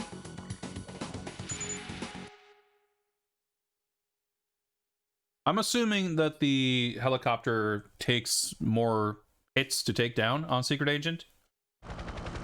But knowing that we can hit it that way means that I only need like maybe 2 or 3 openings, and if I can fire off Like, I'll save the missiles, so I'll shoot 4 of them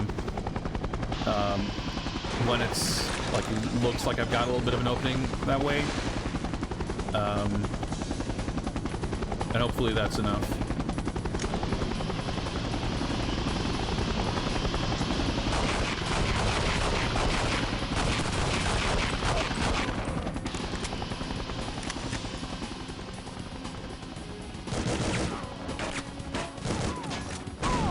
Oh boy. A little scared to try to like speed run this because you got those friendly dudes with you. You could end up hitting.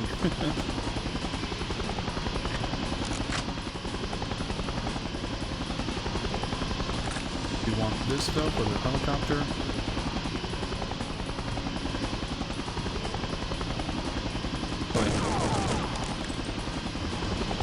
Always forget about these guys for some reason. Oh yeah.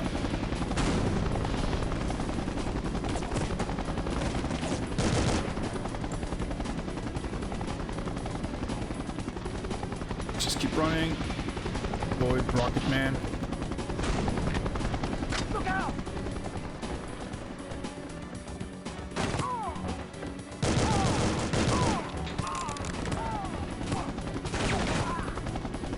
Have to avoid picking up the armor, so we can clear this section first.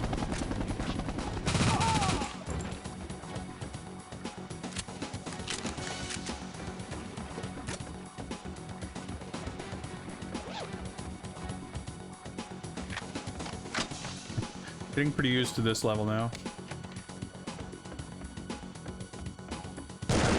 I kind of do wonder if... Wait, where's... Oh, fuck, I must have missed a bunch of grenades. Okay. Well, that will potentially help us answer one question if... there is more to this section than just firing like 4 or 5 grenades.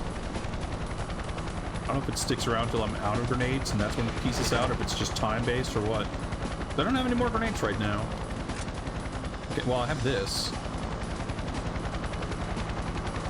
Stick mode. Yeah, see, it takes off.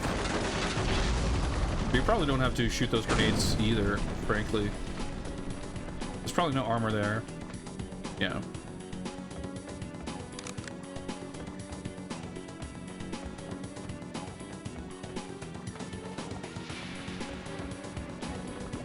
So there's the mystery now of the hell I'm taking a bunch of damage from this section. Let's just wait for that. Barrels out of the way.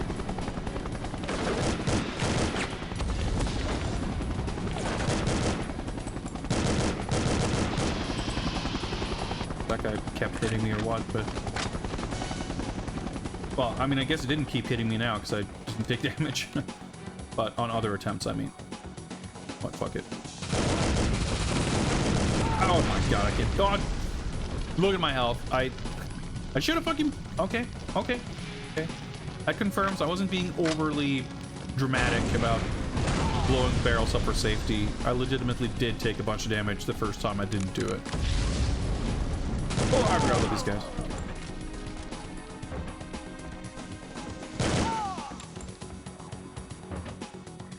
Honestly, just it's a waste of ammo going after that guy. But yeah, the whole like firing, like weapon mode, like I always forget about it. It's like so rarely important.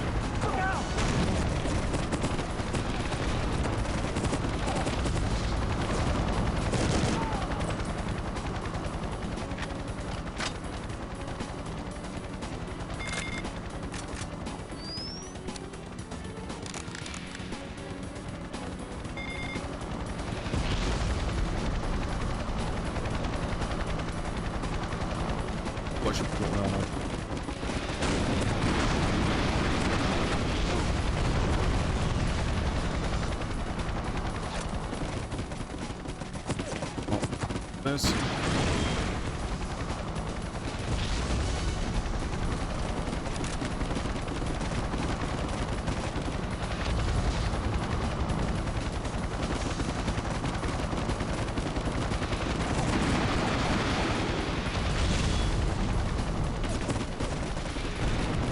landed a hit at least.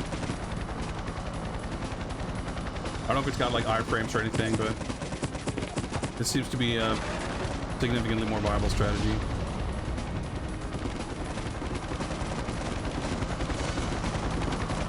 Okay, I think.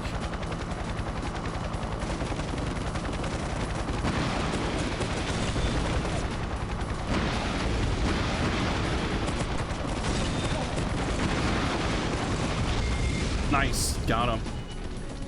Okay, that was satisfying.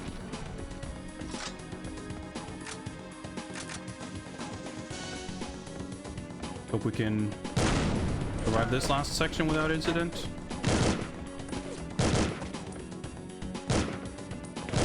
Hope that's not friendlies. God damn it. Like, I have to... Like, if I'm trying to go up and left, I can't hit the actual up-left diagonal. I have to, like, hit up and then, like, kind of jam the whole D-pad towards the left. That can give me a diagonal left input. But if I actually press the left and up directions on the D-pad, I just get a neutral, like, nothing input. It's a bit fucked up. Complete. Secret agent. Got it. Okay. Whew.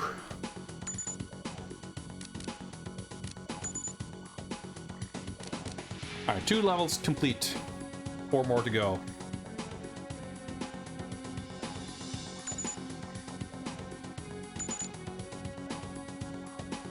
Pursue bullying. Oh yeah, that's it's Goldie. Did we see him in this game yet? I don't think we did. I don't remember seeing him, at least. We saw him in the PS1 game because he was in like some of the earlier, like the London chase level, I think. So this is, I guess... Hang on.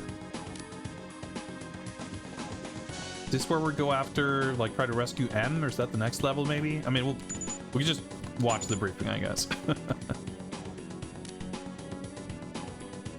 We need to know where Electra and Renard have taken M. Looks as if Zukovsky will be able to help you find out. It appears that Zukovsky has taken over what used to be a KGB safe house during the Cold War and is using the communications equipment there for his own affairs. Hopefully, Zukovsky will be able to contact his nephew Nikolai and discover where Nikolai is supposed to be delivering his smuggled goods to Electra. Well, there's not a lot we can help you with here, 007. There's one point of hope, however. M is carrying the locator card which Renard's men took from the warhead when they stole it from Kazakhstan. This card has GPS signal transmitter built in, and if M can somehow reactivate the card, you might be able to track her. That's right, that's what happens in the movie. She has like a block or something, and she takes the batteries out and connects it to the thing. And they get the GPS signal like pops up, and they in very analog fashion, they have a map, and they use like coordinates and draw it on the map, and they figure out where she is. And right as they do that, I think, is when Goldie leaves the explosive briefcase. Well, I guess we'll see some of that here. Oh yeah, surveillance. All right, got a new change of clothes. Zukovsky. Oh, bullying. Okay. All right. Well, he looks nothing like in the film, but he kind of looks arguably maybe a little closer than the also nothing like the film PS1 version of the character. But you can almost sort of maybe guess that that's the character he's supposed to be. This used to be a KGB safe house. Realize you remember We're actually trying to nothing use from the movie. surveillance Yeah, that's how it equipment to goes. Contact Nikolai's submarine. Submarine. What class of submarine? You call it Victor 3. Nuclear. That's what Renard wants. The sub itself. If they put the warhead in the sub's reactor, they'll get an instant catastrophic meltdown. But why? The explosion will destroy Istanbul and contaminate the Bosphorus for decades. There'll be only one way to get oil out of the Caspian Sea, Electra's pipeline. I've got something on the emergency frequency. 2 6-digit numbers cycled every 15 seconds. That's a GPS signal. It must be M, Oh, there we go. using the locator card from the bomb. The signal is coming from here. Maiden's Tower. Bomb! It's pretty cool. I mean, it's pretty close to the I've movie. got to stop bullying warning Renard. I mean, it's a little, a little stilted, a little goofy, a little streamlined and simplified, but you know, the broad strokes are all there. Like I said, it's a lot closer than the PS1 game. Like the fact that they go through these efforts of like trying to... Oh, okay, wait, so I don't have a gun. Okay. A little weird. Whoa! Don't shoot. Why would you yell, don't shoot? I'm just a...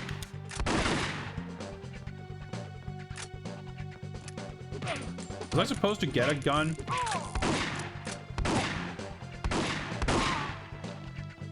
That was really weird. Oh well, I have a gun now.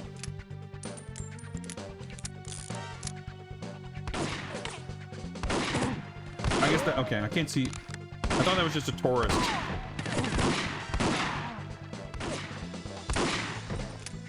So I got this big-ass scope. Okay, I can zoom at least, I was gonna say, but I don't get like a scope view. No other ammo.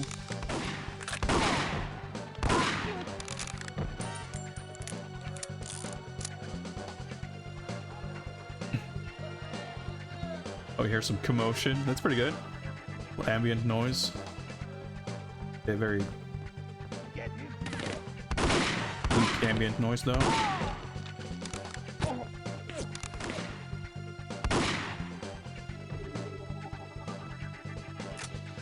I mean, it's not easy to try to create this, like, crowded city street.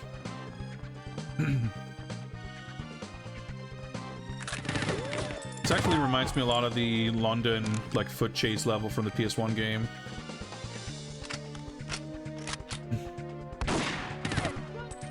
Don't shoot.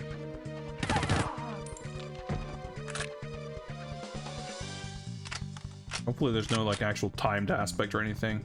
Doubt it, though.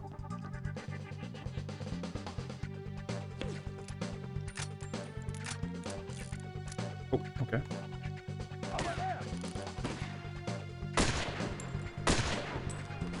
Wait. Oh, shit, I didn't realize he had a hostage. Okay, Don't cool. shoot. Don't shoot. I didn't mean to do that. Oh, boy. That's what I was trying to do.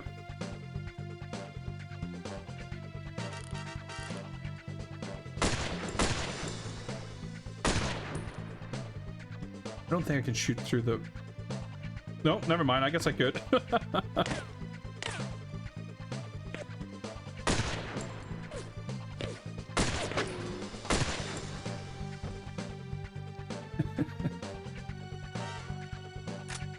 Walked over so you could lean over the railing. That's pretty good.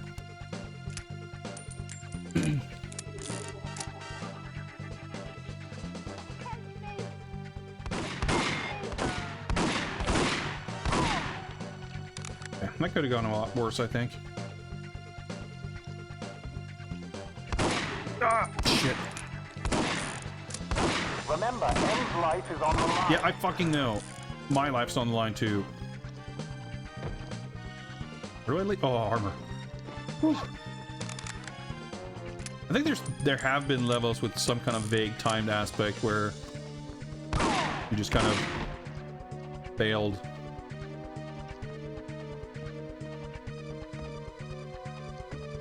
Was that him? I don't know. What's up, Franken? Nice to see you. Doom Noob, welcome, welcome. You'll have to apologize for me not really catching up with chat super... keeping up with chat, I should say, super closely right now.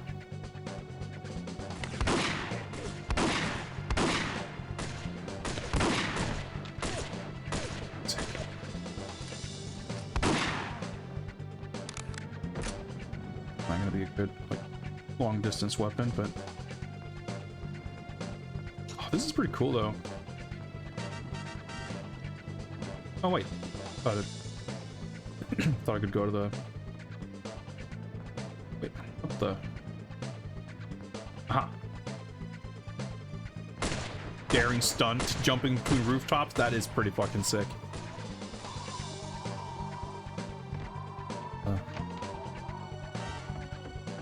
This stun grenade.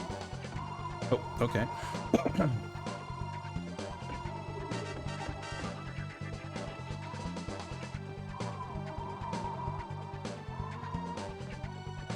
You must Oh, fly, boss. I'm trying. Please.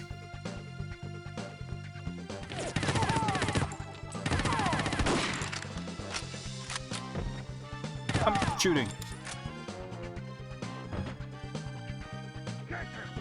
Right.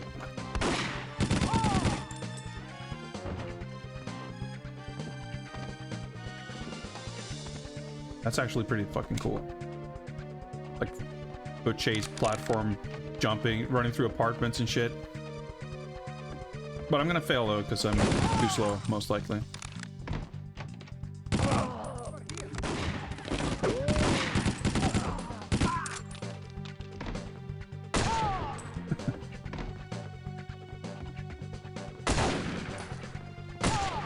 But I'm at least not failing because I'm getting shot at, or shot rather. I was gonna say, is that like a pool or something? No, I think that's a big plot of asphalt. I don't want to jump down there, I don't think. Yep.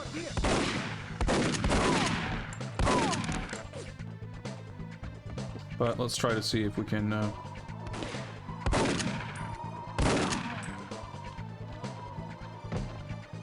figure out. Oh, so drop down here. Okay. Just restart. Let me catch up with chat first, though.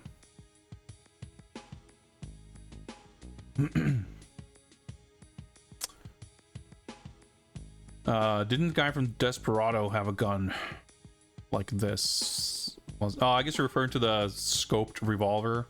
I haven't seen that movie in a long time, and I'm not sure who you mean by guy or what you mean by gun.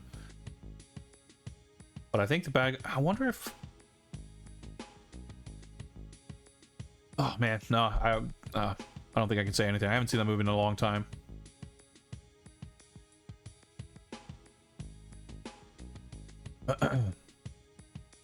Oh yeah, Doom Noob. Screen color calibration is like, I'm not even gonna pretend to understand any of it. It's like, it's a whole thing. It's a huge mess. I gotta say, there are way more 007 games than I thought. Yeah, there's a lot of them, and so far most of them have been pretty fun. Some of them not so great, but mostly well worth my time at the very least.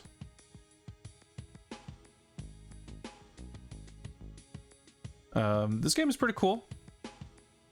And yes, we played the PlayStation game before this one. They are completely different games from different developers. Obviously, they follow the same plot, but they're quite different. Oh yeah, I have to press B to confirm. Yeah, there's another mission like this, the London, like, underground level, where I think it works out pretty well. Like, essentially, is there a gun here somewhere? You just gotta punch dudes. Oh, maybe something up here? Maybe there isn't. Nope. Okay. That's so weird. Why is there a gun up there? Alright, whatever. But yeah, that level 2 has like an objective. Like at the very end of the level, it turns into this kind of chase thing. And there's no actual like physical chase. It's just like this. It's essentially just a timer.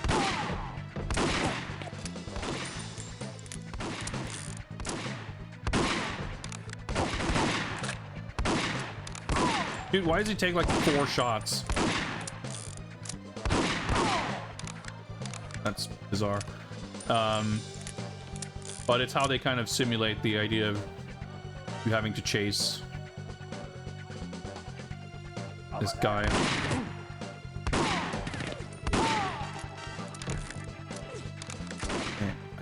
I don't want to have the revolver for when I need to deal with the hostages, I think. Which SA-90 will do just fine as well.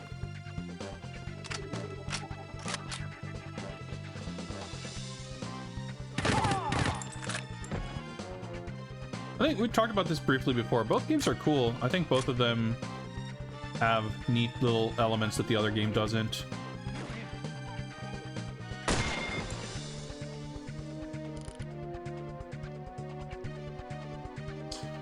Ah, oh, she just bumped me out of the way. Oh, he's busy dying.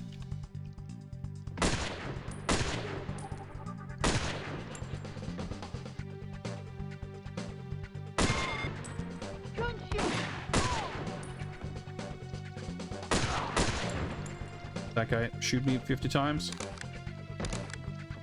Armor was over here, I think. Yeah.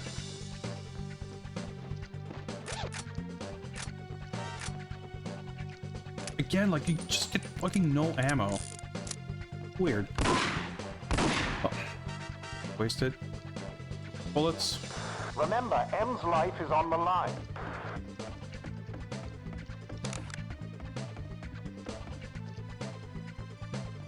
I don't know if I'm doing any better on time this time, but... Over there. Ah, the reloads. The lengthy death animations.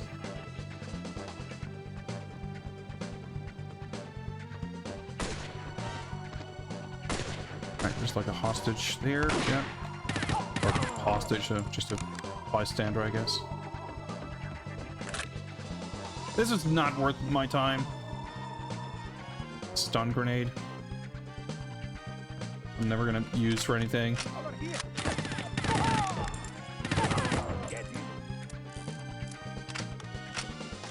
Okay. Let me do the jumping first.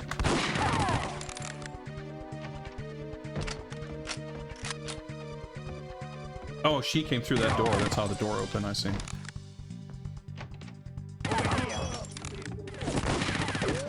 You must hurry, boss. Dude. Over there. I'm hurrying.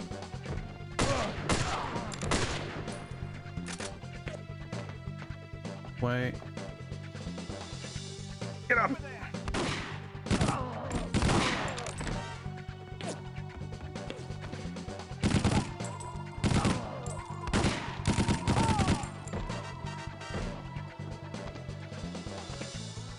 Landing on some carpets, that's good.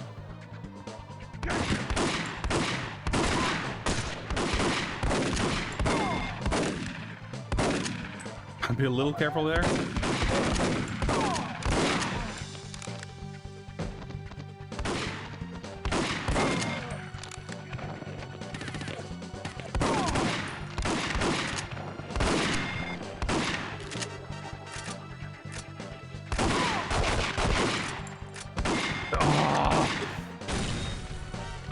Fucking weapon management, so I'm not sure.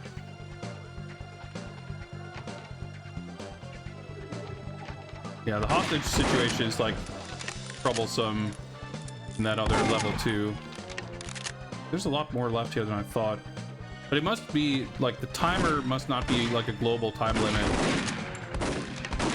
because it must be kind of triggered by like progression. Yeah, see, like I didn't even get that message before. Like it already failed me.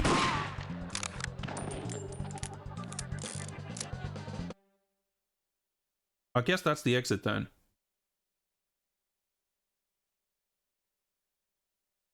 Yeah, a little confusing. But I'll skip this because we get to see, even if we fail the mission, you get to see the full ending of the, like the ending cutscene.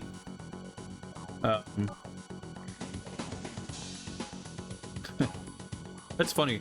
I failed rescue the hostages, but not avoid innocent casualties. But I'm pretty sure... What's the definition of failing to rescue a hostage if not a casualty?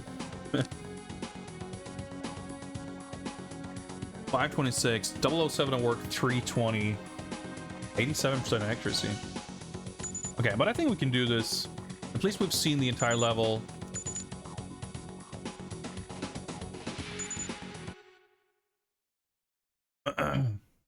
This used to... Do I calibrate my monitor? Hell no. I don't have the money to buy a monitor worth calibrating, let alone understanding calibration equipment. I have 2 monitors, and I'll just move my image between them and see what it looks like on my phone or whatever, and then it's like, yeah, okay. Don't shoot. Approximation of what this might look like on a few different screens. That'll do.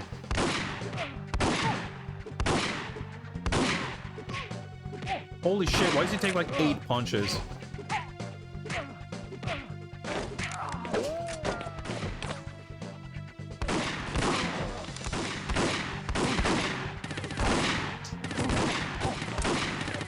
Off.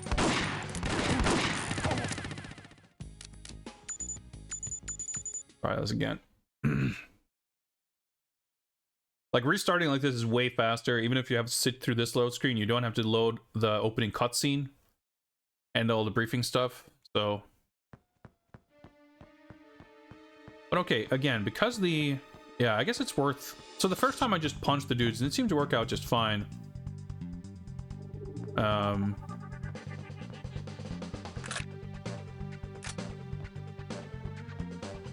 But I don't think, again, with the timer not being that much of an issue per se. Health on these dudes is fucked.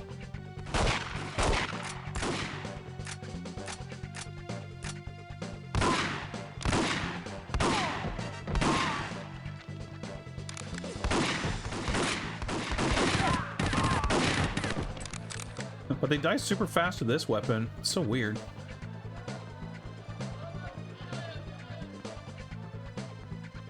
Over here.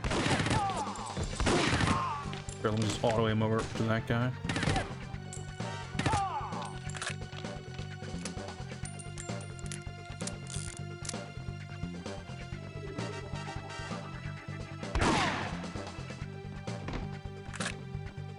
Don't shoot. Oh, okay. You just tank that. Don't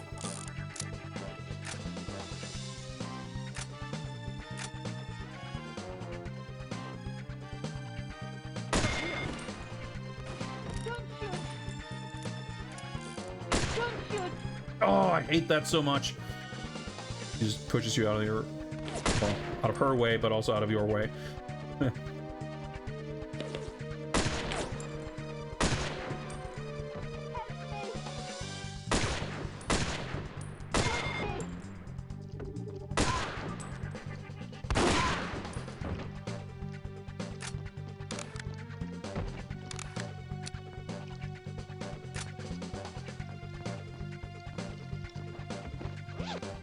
Armor, let's get magnum ammo.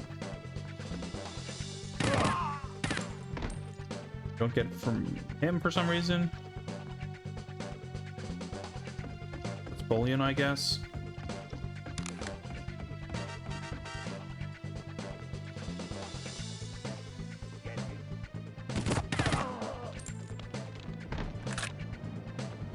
Four. Bad.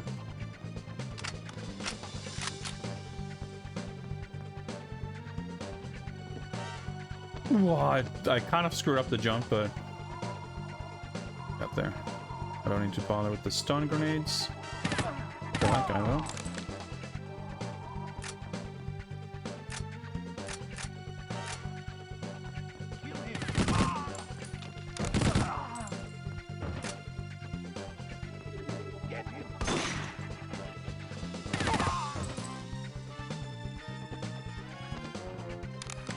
Yeah, in case you're not aware, I have to like change my controller grip to swap, like when I'm aiming and shooting or when I'm jumping. So it can be a little awkward in situations like that. Remember, M's life is on the line.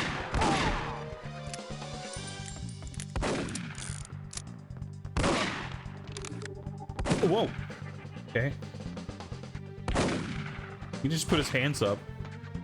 Like, he dropped his gun and put his hands up when I shot him. That's interesting.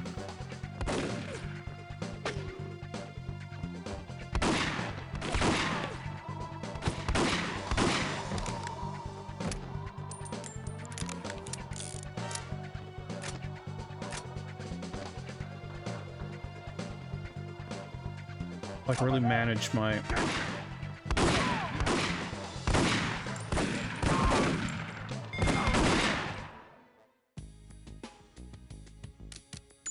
I have to manage my ammo and weapon use. And of course, just as I'm about to try to explain that, fucking auto aim makes Bond wave his gun around right as I'm firing the shotgun, so I shoot the hostage.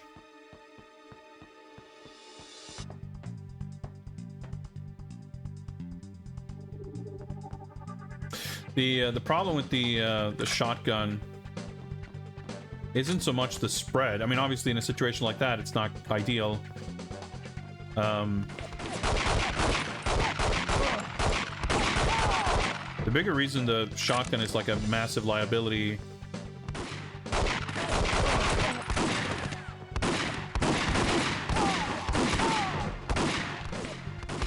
is that reloading the shotgun is handled very bizarrely.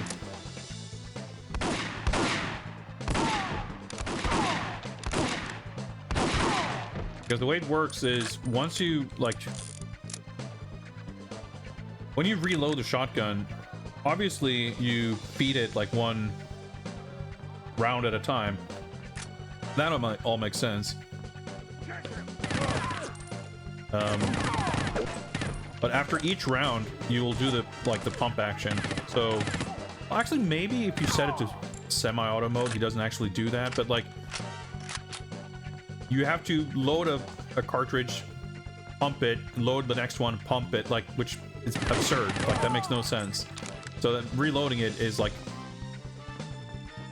absurdly super slow in a really weird, stupid way.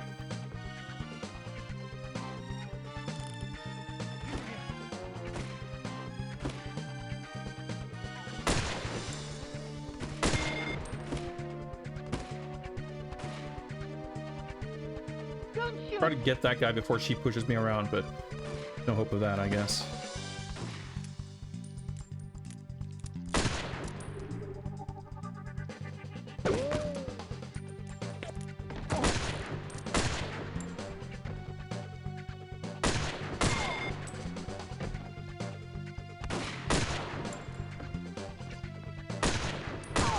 That actually seems quite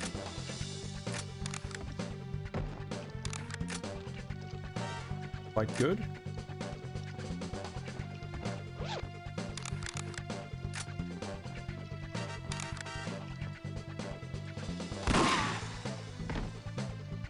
Oh, he has an elaborate staircase death falling animation. That's why I couldn't grab his ammo. Let's see. Remember, M's life is on the line. Find here.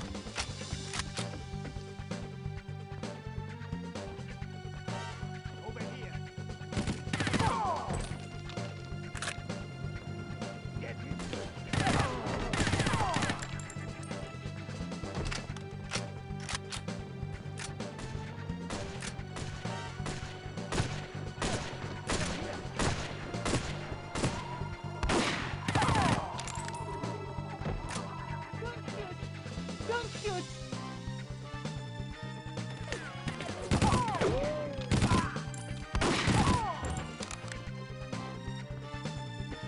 Apologies if I'm being a bit quiet. I need to kind of concentrate. Don't shoot! Don't shoot!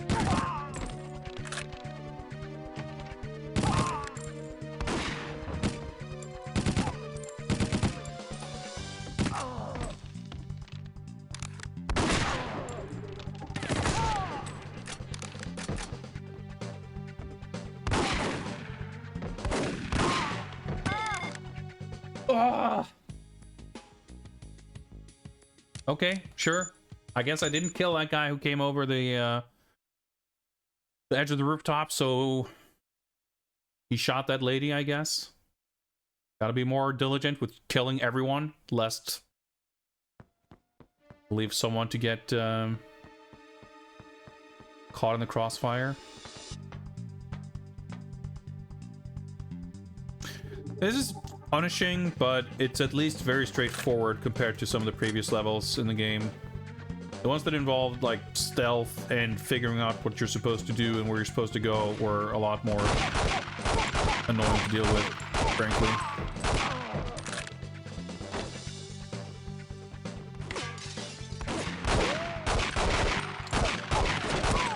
Oh, I'm just fucking up here.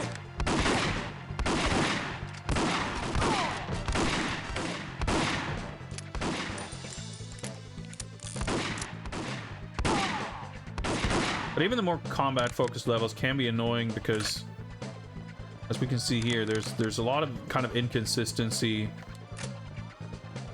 with the auto-aim and with the damage. Stuff like that.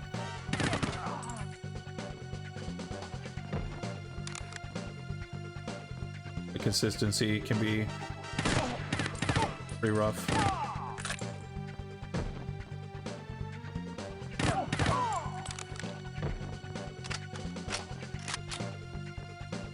Having a better controller would help too, for sure. I'm using the D-pad to navigate, and the D-pad's not great.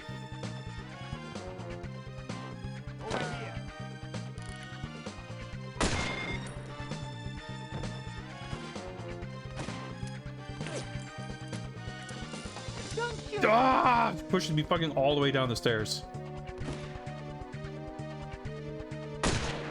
I just every time hope that I can get it before he pushes me away, and every time the hope is in vain. This does seem to basically get dudes in one hit for the most part.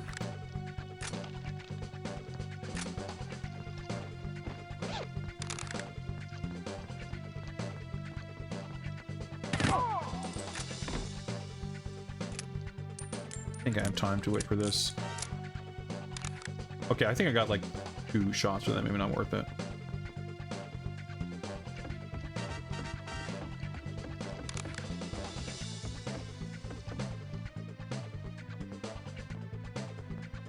Like, it's very difficult to keep in mind like the entire section of like which weapon do I use here.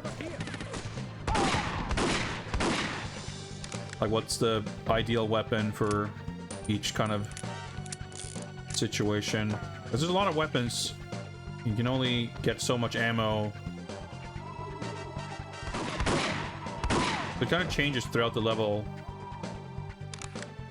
Here's why that dude was there.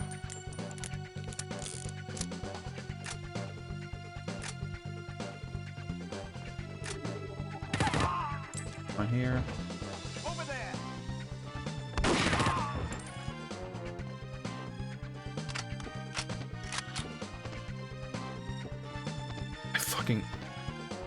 Okay. Missed the jump. Is that a soft lock, or can I'm up here. Oh, that's a little anticlimactic. I mean, I guess I'm glad that it's not an instant death, but I mean, I probably failed it now because it takes an hour to climb up the ladder.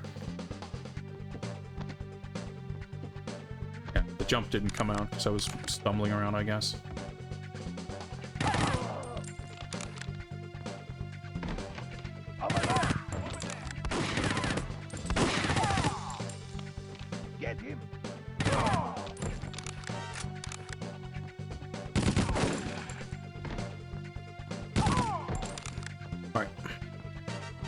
At least we didn't die in that exact same spot, but now we might be falling behind. Kill him.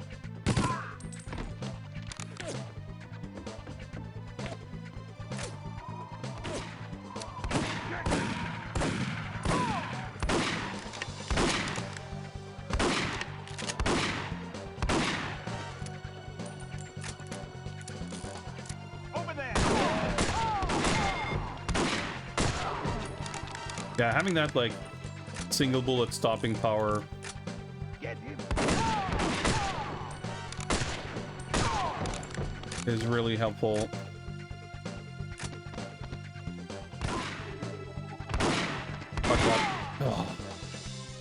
realized he would shoot him.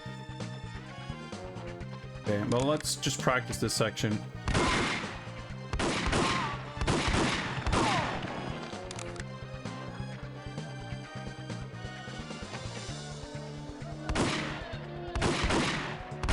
Like, is it viable to keep this weapon?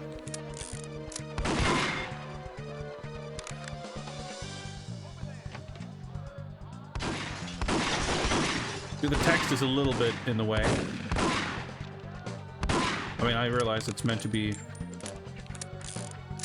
You're meant to read it. Oh, okay. Yeah, I remember this being visually confusing.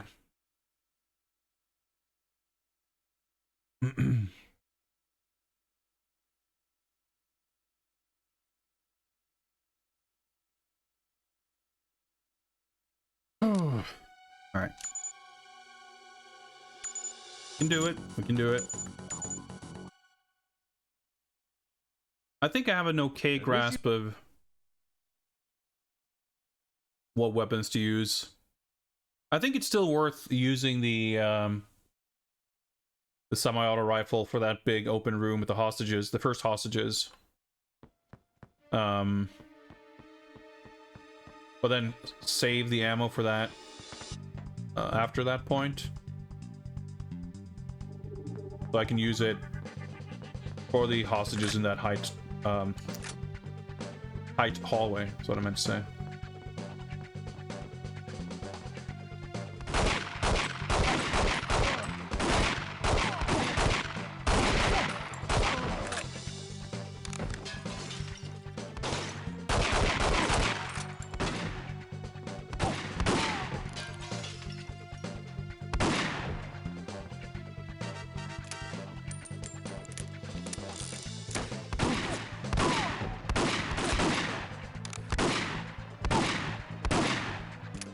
Dude, so fucked up. Okay, I guess I get that gun from this dude. I actually swapped it that way faster. Frustrating. I don't understand why the blue jacket guys are just like impervious to magnum bullets and they die in like half a second from this gun. So strange.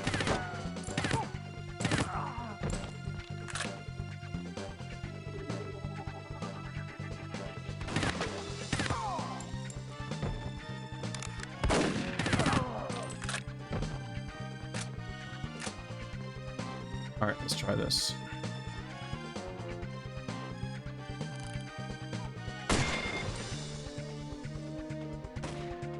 Don't shoot!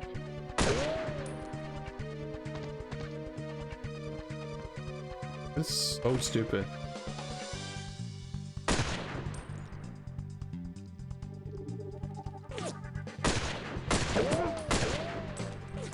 Bad, I'm wasting a lot of ammo. Don't shoot!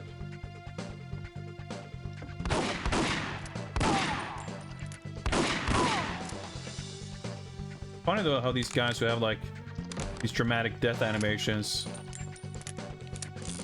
that seems to trigger, like they die more easily.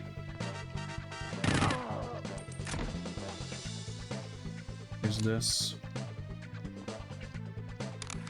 No idea if this is a good weapon at this point, but my ammo situation is a little bit awkward right now. Like the rooftop bit.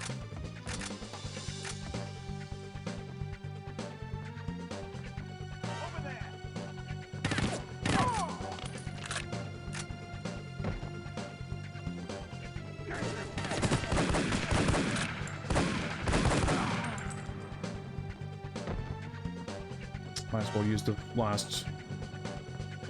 This. Here. Don't know exactly who's shooting at me there, but.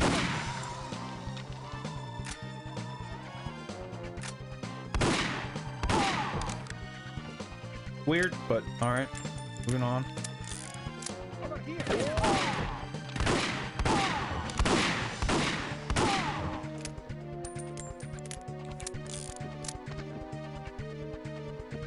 jumping is so weird. Oh yeah, that's right. Bank some hits.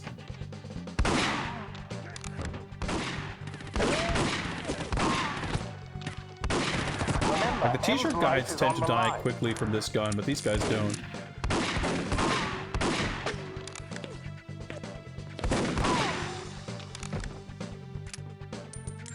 Dude, I need... Okay.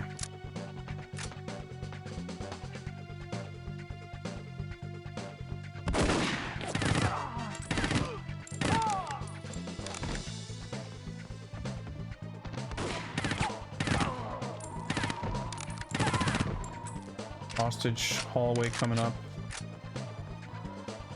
Oh, I didn't use that yet, but I'll use this.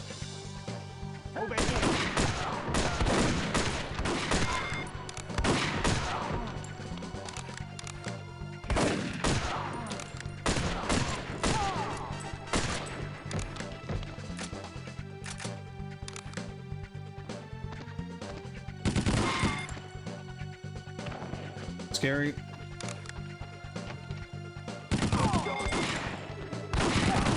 I think there's one more hostage in the next room.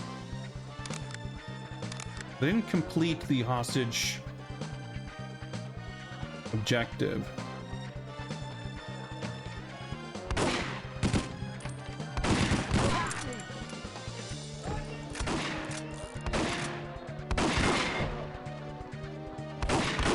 Now I'm almost dead.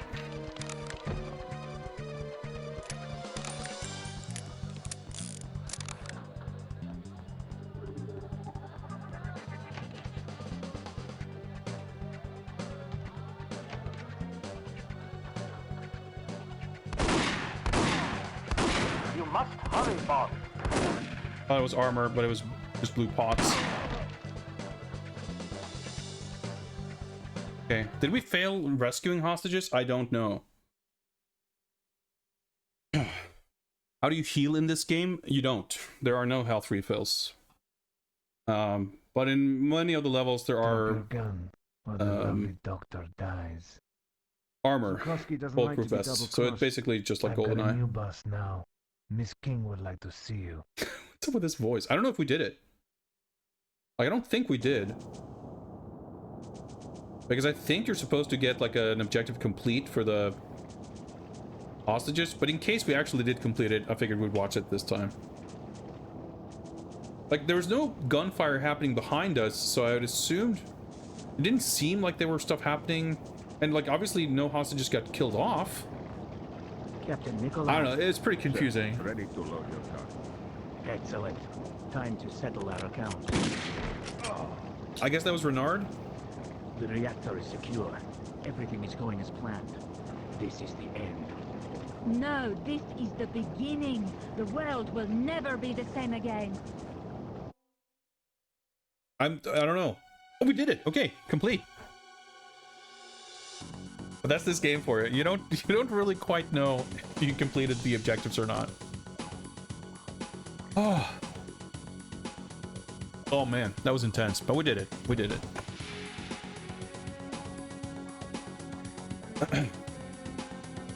Notice that N64 games play way better with any other controller than the official one. I don't think that's necessarily true universally, but it depends. Like with this game in particular, if you had a modern controller and you could use like if you chose to use an emulator's control settings to map things a little differently, you could absolutely get much better controls, because you could basically, like, again, what I'm doing now is I'm walking with the D-pad and I'm aiming with the analog stick and shooting with the Z button back here. So A is to swap weapons, B is to reload. Can't really see what I'm doing here. And use the C buttons, C up to jump and C down to crouch. So basically, because I'm holding on to these parts, I have to like do this if I need to jump, or like it gets really weird and awkward. That's what I'm talking about. I have to swap around. But the alternative, like having more access to all buttons, means I can't really reliably, or at least not comfortably, strafe and look and aim around. Hypothetically, you could do it if you walk with the C buttons, but then I'd be playing with backwards controls. I'd be I'd be walking with my right thumb and aiming with my left thumb, which is extremely awkward and uncomfortable. So essentially, this is not a game that has controls that are well suited to the N64 controller. But I think there are games that do have controls that are perfectly suitable to the controller, in which case, yeah, I wouldn't say that playing on a, you know, modern PlayStation or Xbox controller or even a Switch controller would be a step down necessarily, but, you know, it'd be at best a lateral move. However, because I'm playing on this is, you know, essentially the N64 controller, but the build quality is pretty shit, and I don't think the original controllers felt like they had great build quality either, or they just didn't feel great. I guess I don't necessarily know that they were poorly constructed or fell apart other than the analog stick. But this, like I've mentioned a few times, like the D-pad just doesn't function well, and obviously I'm playing on emulator, so I have to, like, the analog input from the analog stick is guaranteed not, like, correct. Because I had to, like, in order, like, the analog is sort of unwieldy, and that after setting the, like, sensitivity in the emulator to, like, 50-60%. If I left it at 100, it was just completely unplayable. But that also means that when I go into aim mode, I can't. You may have noticed when I'm zooming in, I can't like scroll diagonally because my stick with the current sensitivity will not let me push that far out to the corner of the screen.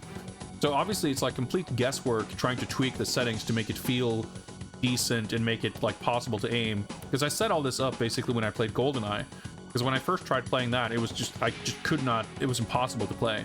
But when tweaking the settings like that, I eventually got it to a point where it felt more playable. And I don't know, I mean, there's so many layers, right? There's nothing to say that this analog stick mechanically feels or functions anything like the original one.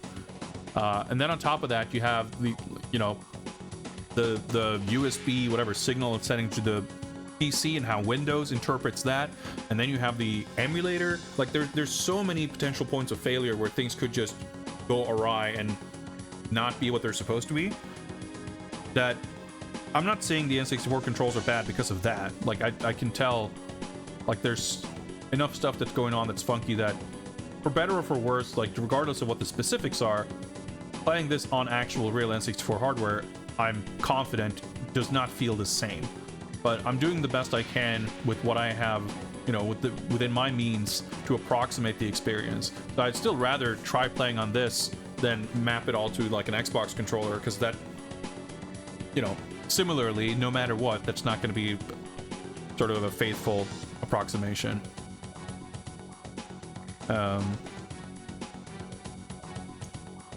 Yeah, Doom, basically it, right? Like my main gripe with the N64 controller is the layout, the design of it. I don't like it, and I never have.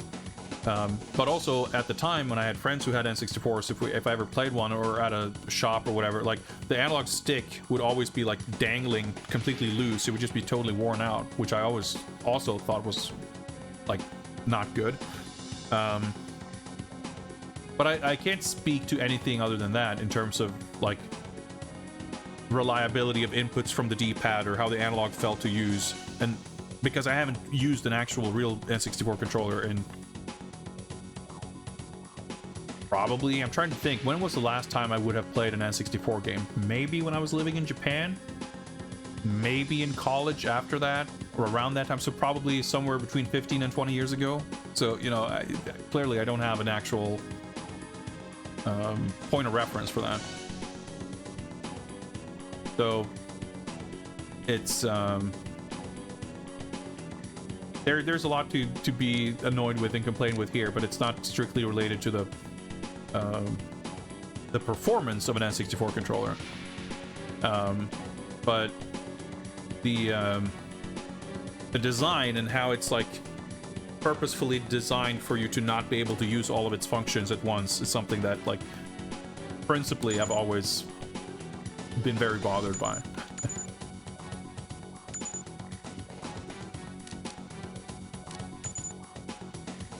getting a little late-ish, but I think we should still... we cleared 3 stages. We have 3 left. That's actually a decent chunk of progress. Couldn't complain here, especially after all the trouble we had here. Turncoat went very reasonably smoothly.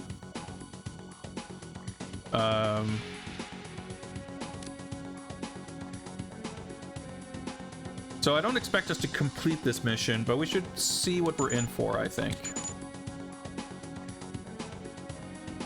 Open security door with scanned fingerprint from bullion. Rescue M at all costs. That's good. Stop Electra from warning Renard. Do not eliminate your allies. That's good. Yeah, Scandinavia, or at least Sweden, is definitely a little bit of an outlier. Nintendo has always had a stronger foothold here than in many other parts of Europe. And I can see, I don't know what Spain would have been like, but it doesn't surprise me that there are certainly plenty of parts of the world where the PlayStation was significantly more popular than the N64, for several reasons, but one of them, at least, being the accessibility of piracy. Obviously, there are piracy devices for the N64, but they're a lot, you know, more finicky and expensive, and technically, it's a lot easier to, you know, to mod a PS1 and burn a CD. So, I mean, that would be a big... I mean, that's partially, presumably, why they... Like, I'm sure that informed Nintendo's decisions with hardware, among other reasons too, right? But it's not, you know... It's not some secret. But yeah, I mean, the PlayStation consoles were popular here as well, for sure. But I think throughout, you know, the 8-bit days and onwards, I mean, basically throughout Sega's entire tenure, as well as beyond, like, Nintendo was... I mean, I don't know, I'm wary of speaking too much to what things are like anywhere else, because I only have my own lived experience to go on, and I get very annoyed with primarily American people who very authoritatively speak to what things were like in Europe, when they tend to interchangeably use the UK and Europe, also failing to acknowledge the fact that Europe was not one market. There are a lot of different markets in Europe that had very different market conditions and very different availability of product. But I feel like the people who loudly proclaim, yeah, currencies for sure. I mean, yeah, that definitely has an impact as well. The people who proclaim the loudest that Nintendo wasn't a big thing in Europe tend to be Americans, in my experience. But yes, obviously it's true that Nintendo didn't have as strong of a foothold as certain other companies. I mean, obviously, you know, the microcomputer market was a whole thing. Sega were very big in the UK, etc., etc. But without, you know, without being too self-contradicting here, I don't know the specifics of what every market was like, but from what I have seen and heard, I think Nintendo was always present here, and in a way that I think does not quite align with what I've seen and heard of what things were like in other markets. So I think, I mean, it was not the same as in America. It was certainly not the same as in Japan. But I don't think it was representative of, as much as anything can be, representative of Europe as a whole.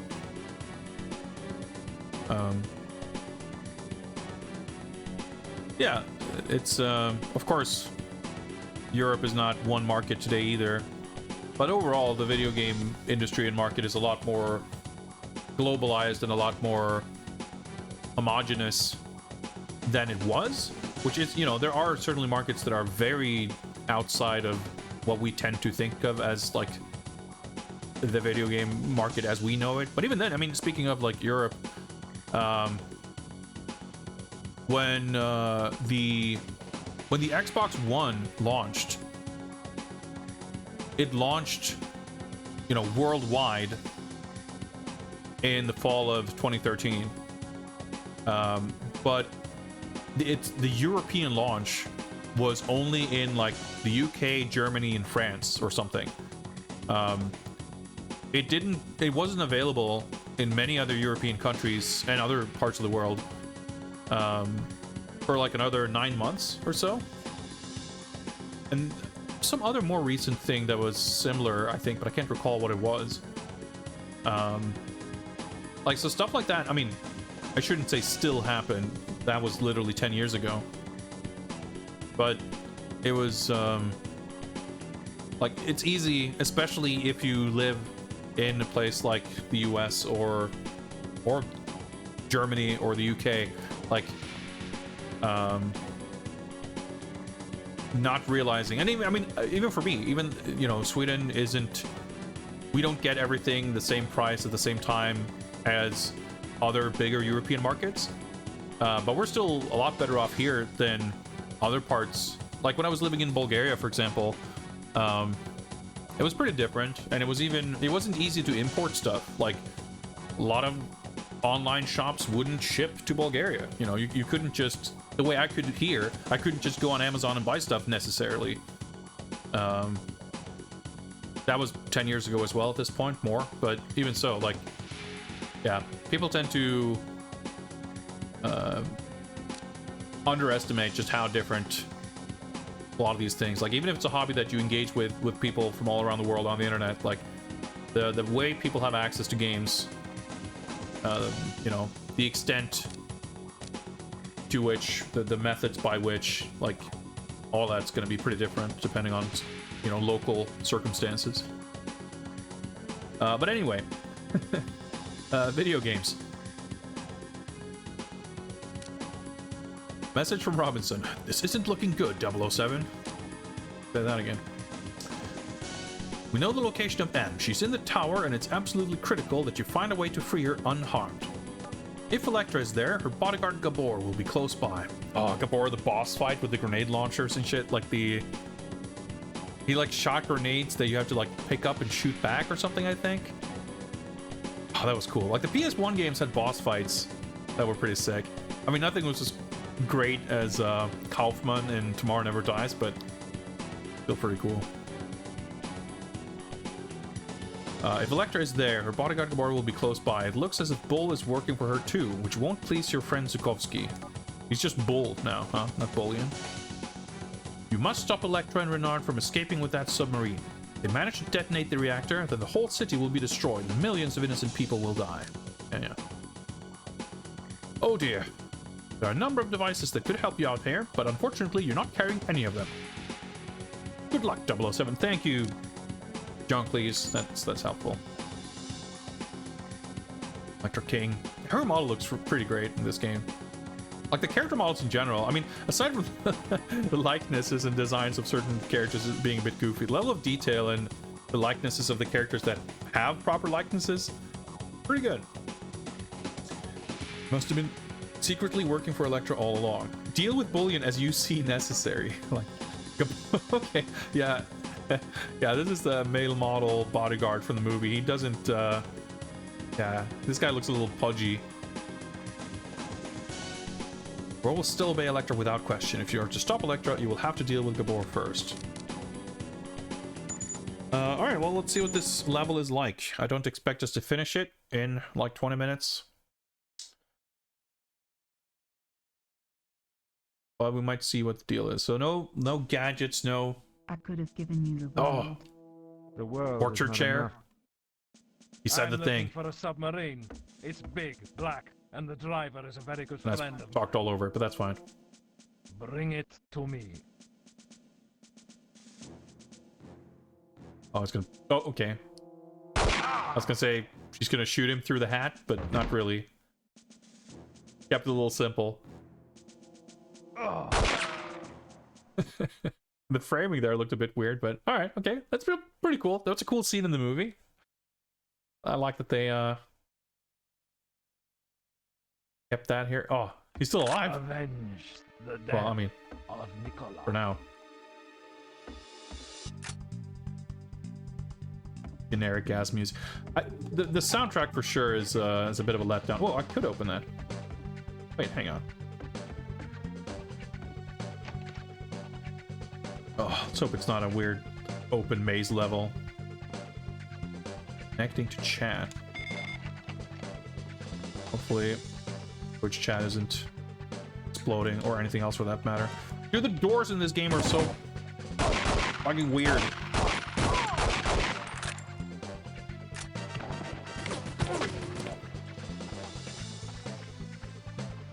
Looks like a kind of weirdly open level. So any research that we can do now is probably good.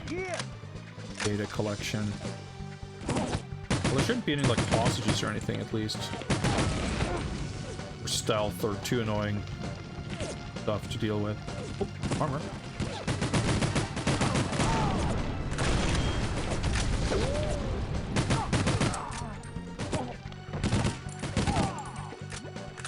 Oops. Oh, I'm trying to stand up, but my controls are a little awkward. I feel like where the hell am I even going? Definitely not anywhere close to sending the tower to rescue him, but fine, I guess. Killing evil henchmen. Gotta count for something.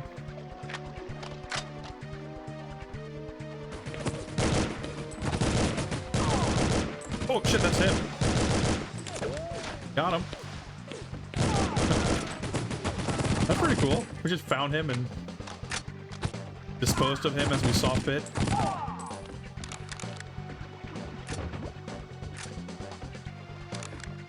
Oh, maybe that's a 00 agent objective or something that we have to go find him and kill him. Because nothing popped up, so... In fact, let's take a look. Open security door with scanned fingerprint from bullion. Okay, yeah, I don't have like finger. Okay, for a second I was like, wait, should I have done something with him? But no, we just disposed of his body. Like the gun we get most of our ammo for. So this whole detour over here, I guess, was probably meaningless. Did that guy just spawn? This is a monster closet. Nope. Okay, well, back to the house. The reloads are pretty slow.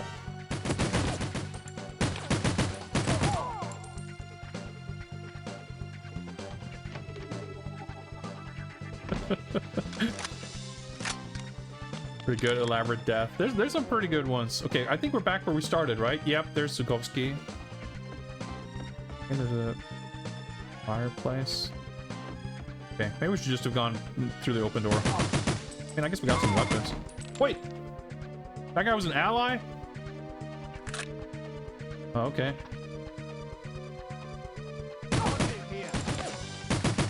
Why was he an ally? Okay, let's... Before we have to sit through additional briefing and loading screens, let's do that.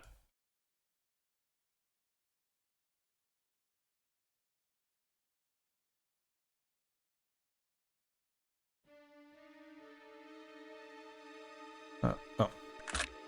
Avenge the death of Nikolai. Oh yeah, the torture chair. It's pretty accurately depicted. Closely enough, anyway. Oh, there was armor over there somewhere, but good luck fucking figuring out where to find it without getting killed in the process. We tried to follow Alexa, but she ran through a security door with a fingerprint-activated lock. You have to find a way to open it. I need to find bullet. Oh, I don't know.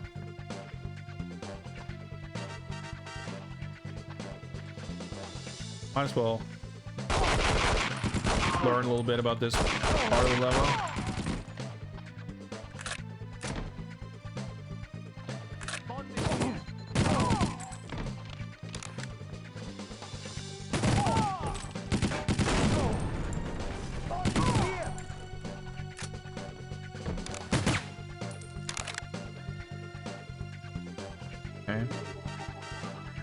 ID scanner empty. Did I just pick up something?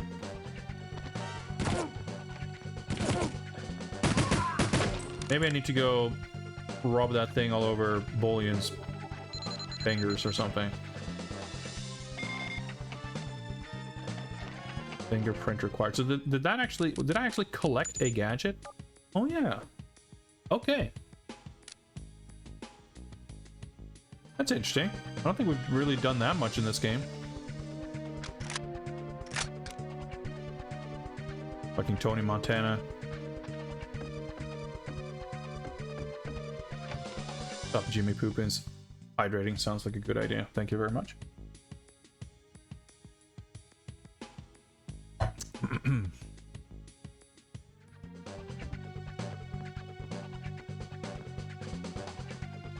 See if we can remember how to not get killed.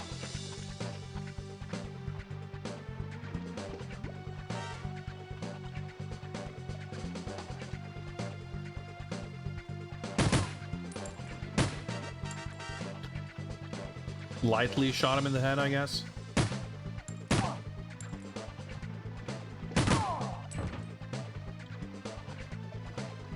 Well.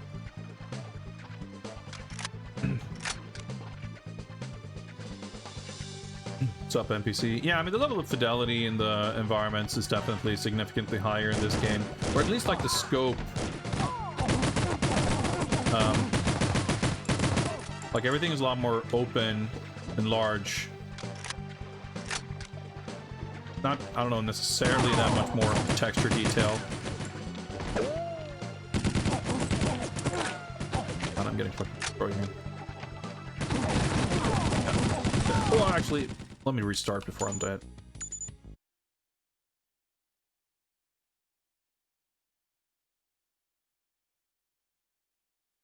Like the locations, like the PS1 game definitely, Avenge the dead. I don't know, it goes for a very broad approximation of a lot of things, as opposed to like actually recreating it. To find a way to open it. Both in terms of like the geography and the detail. Guy's fucking bulletproof t-shirt.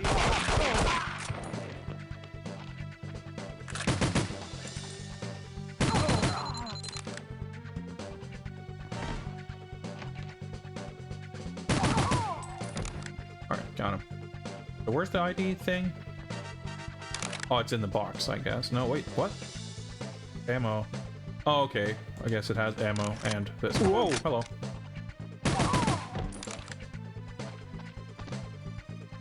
Guy. Every time I'm like, oh shit, there's... Oh yeah, right. It's that guy.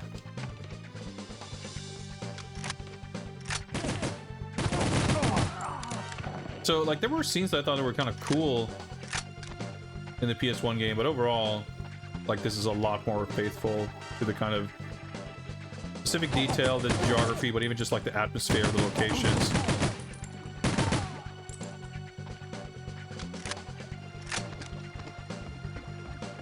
Yeah, this is a very technically accomplished game, but it is also 2000 release, which is, you know, fairly late. Is a C64 game. 2000 would be a fairly late C64 game. Fairly late N64 game. Oh yeah, there's armor down here. Is Bullion blowing himself up?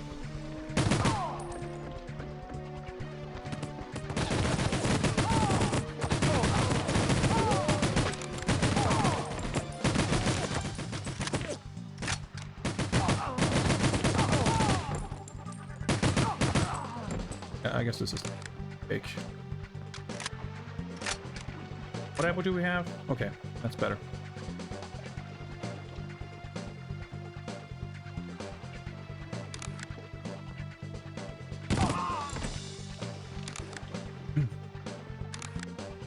The last game, I think, is probably a bit of a stretch. I mean, the GameCube launched in 2001, right? At least some companies would have been putting out games up until, if not past that point.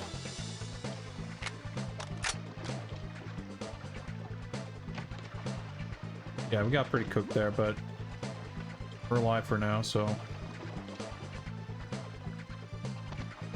okay. But yeah, and I would say I do kind of have the impression that Eurocom are a pretty technically gifted developer. It kind of makes sense. Yeah, so his body's here. Oh my god, okay. He's just like spawned.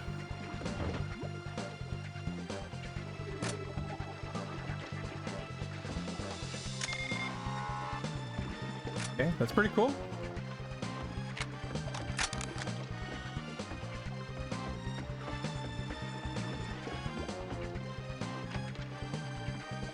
Alright, well, I don't know. We have to deal with Gabor and everything else. Like, there's more to this level, I'm sure. But I think at this point I'd be reasonably comfortable with redoing this part. Or, like, what I mean is, I'd be able to do this part decently okay, probably. Better than this, probably. Right, this guy. Kind of cool, though, like, the sort of scripting. All these, as we're coming back through here again, we have different enemies spawning in new locations and stuff.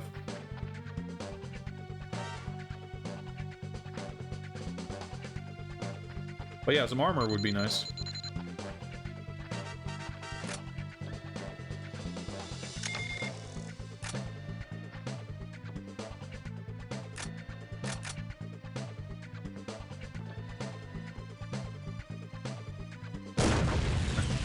Dirty cameras. I don't know if they're like a thing to worry about, but aha!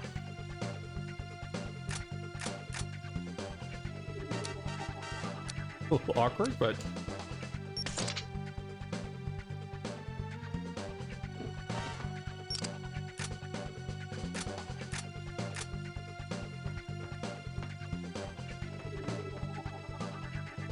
yeah, the grappling hook is a little clunky.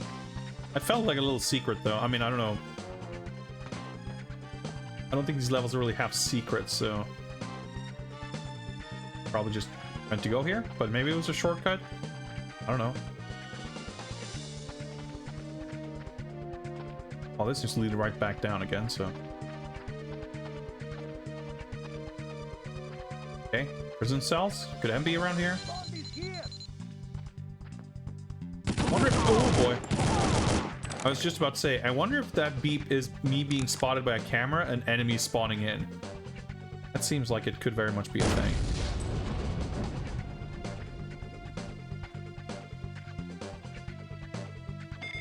The door's locked. I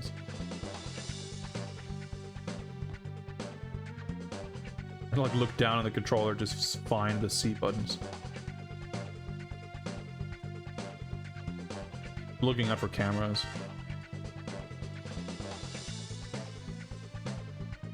Well, I guess they wouldn't likely keep bulletproof vest in a prison cell, would they? Get me out of here, Bond. I will as soon as I figure out how to stand up.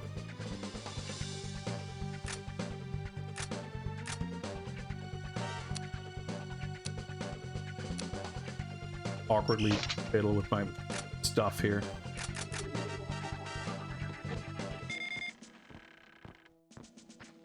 Rescue M at all costs completed. I can't let you take M away from me before I've finished with her. Put your weapons down, now. Finish him. Oh.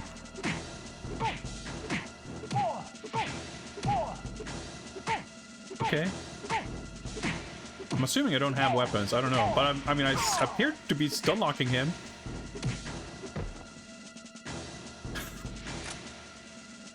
Okay, that was not as I expected, but kind of cool. Got some dramatic music.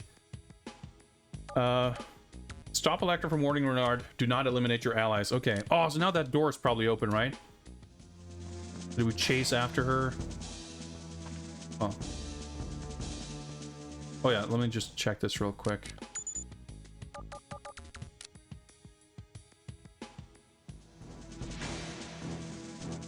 Oh yeah, there's the door. Armor? No, of course not. If this is anything like the movie, there shouldn't be a big dramatic boss fight or anything with her, but who knows?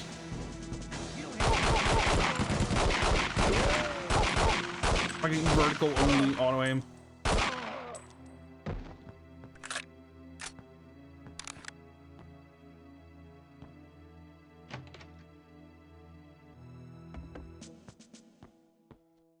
Hello, James. Put the gun away. You wouldn't kill me. You'd miss me.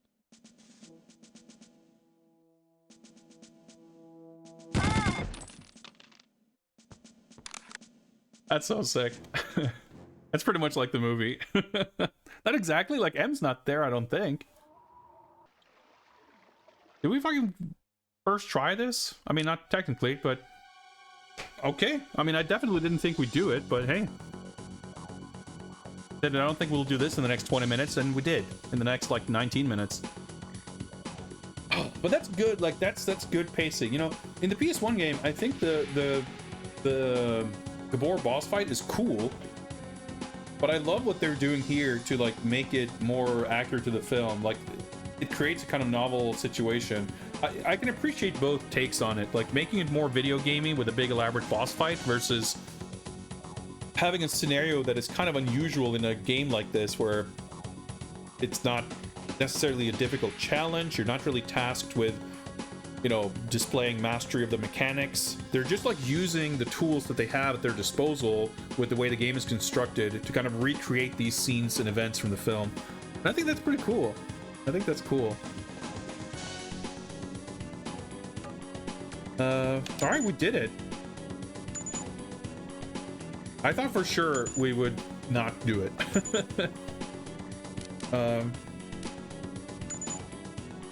So yeah, there's only 2 levels left. And I think this is about as good of an amount of progress as we could have hoped for. We had a bit of a struggle with the helicopter, and this was a little tricky. But yeah, that's 4 levels completed. That leaves us with only 2. The last 2 stages for next stream.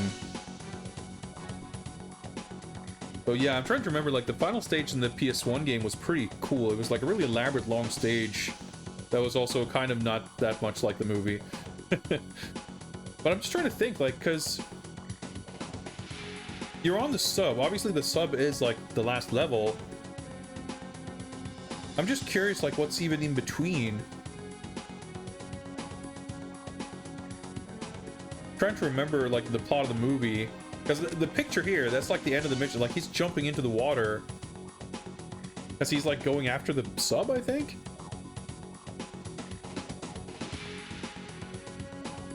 Hey, what's up, Atomic Runner? Listen to the stream while prepping art supplies. That's cool. That's cool. Well, guys, I'm very happy. We had a nice stream without a ton of technical problems for once. We cleared 4 levels, which I think is better paced than I expected, especially clearing this stage. That gives us a good degree of elbow room to like not have to stress about clearing the game next time. Like we should have plenty of time to complete the game. Actually, on that note, let me pause the timer. And do a little debriefing, talking about the game, going over the stats, collecting all the data for the bond quotient calculations and all that. So yeah, at this point, I'm excited. I want to keep playing, but I'll save it for Wednesday.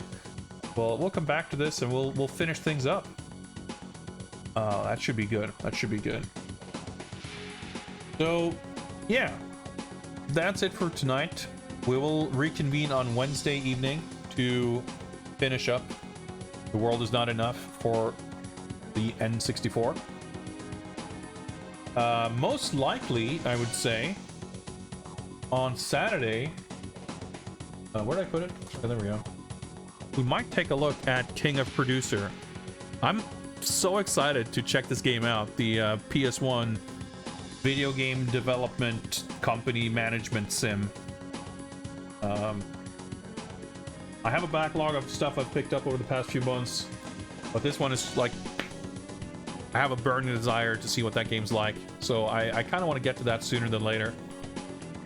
We have another box of stuff coming in from Surugaya at some point, but that's probably going to be next week. So we have that to look forward to. But we'll see. We're kind of heading into the tail end of the year, and I need to do a little bit of planning and thinking for stream scheduling with regards to that. I don't know exactly. My Christmas plans aren't set in stone currently, but I would say there's a good chance that we will be doing another Christmas Eve stream. And I'm also not sure about New Year's and that kind of stuff. And even separate from like holiday special event streams, I don't know exactly what my work schedule will be like either, but if possible, I'm going to try to take a little extra time off over the holidays. So maybe I could squeeze in some extra just video game chill stream and do something a little bit outside of the regular schedule. So I kind of want to, my hope is that we would get through a few more Bond games before the end of the year and like roughly maybe make it to the halfway mark, which would be 25 games. But given that we're already halfway through November, realistically, that would give us about a month, I would say, before there's like more Christmassy stuff kind of taking over. And yeah, I don't expect that we can do 4 more games in that time necessarily. But that's fine. That's not like important. I was just thinking it would be a nice even number to kind of aim for. But we'll see. But we can also, it's possible with other stuff coming up, I might take a short break from Bond for a few weeks to kind of have time for other stuff. As I said before as well, if I'm taking a break like that, I wouldn't do it in the middle of a game.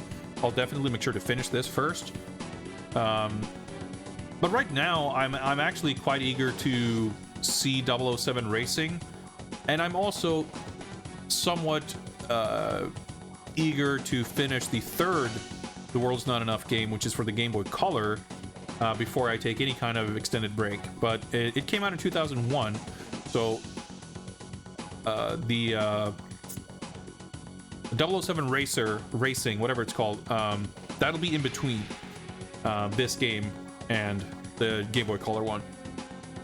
But given that we watched this movie a few weeks ago, and it's like, even replaying the games, it's kind of hard to piece together all of my memories of what even happened in the film. So if I waited longer to play the Game Boy Color game, I'd have to fucking watch the movie again to even remember it. So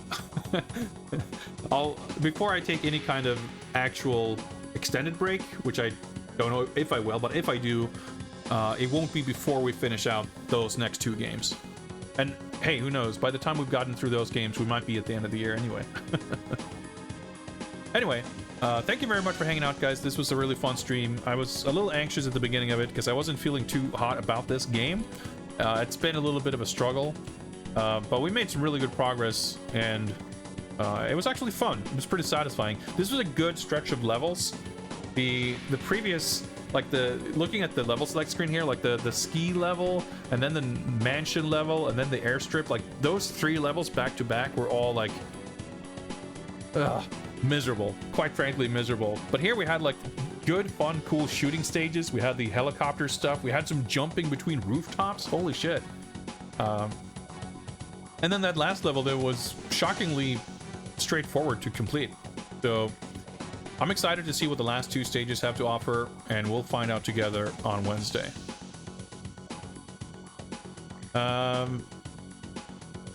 As for what happens on Twitch right now, it does appear that friend of the channel, Dino Please,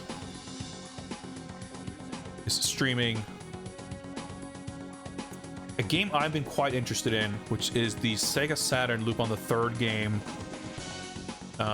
where you run around in 3D, and it seems awkward, but also kind of sick. I want to check that out, and by extension, so do you. So let's go say hi to Dino. Let's check out Loop on the Third's 3-dimensional adventures on the Sega Saturn. And I'll see you guys back here on Wednesday. Take care, everybody. Thanks a lot for hanging out. and good night.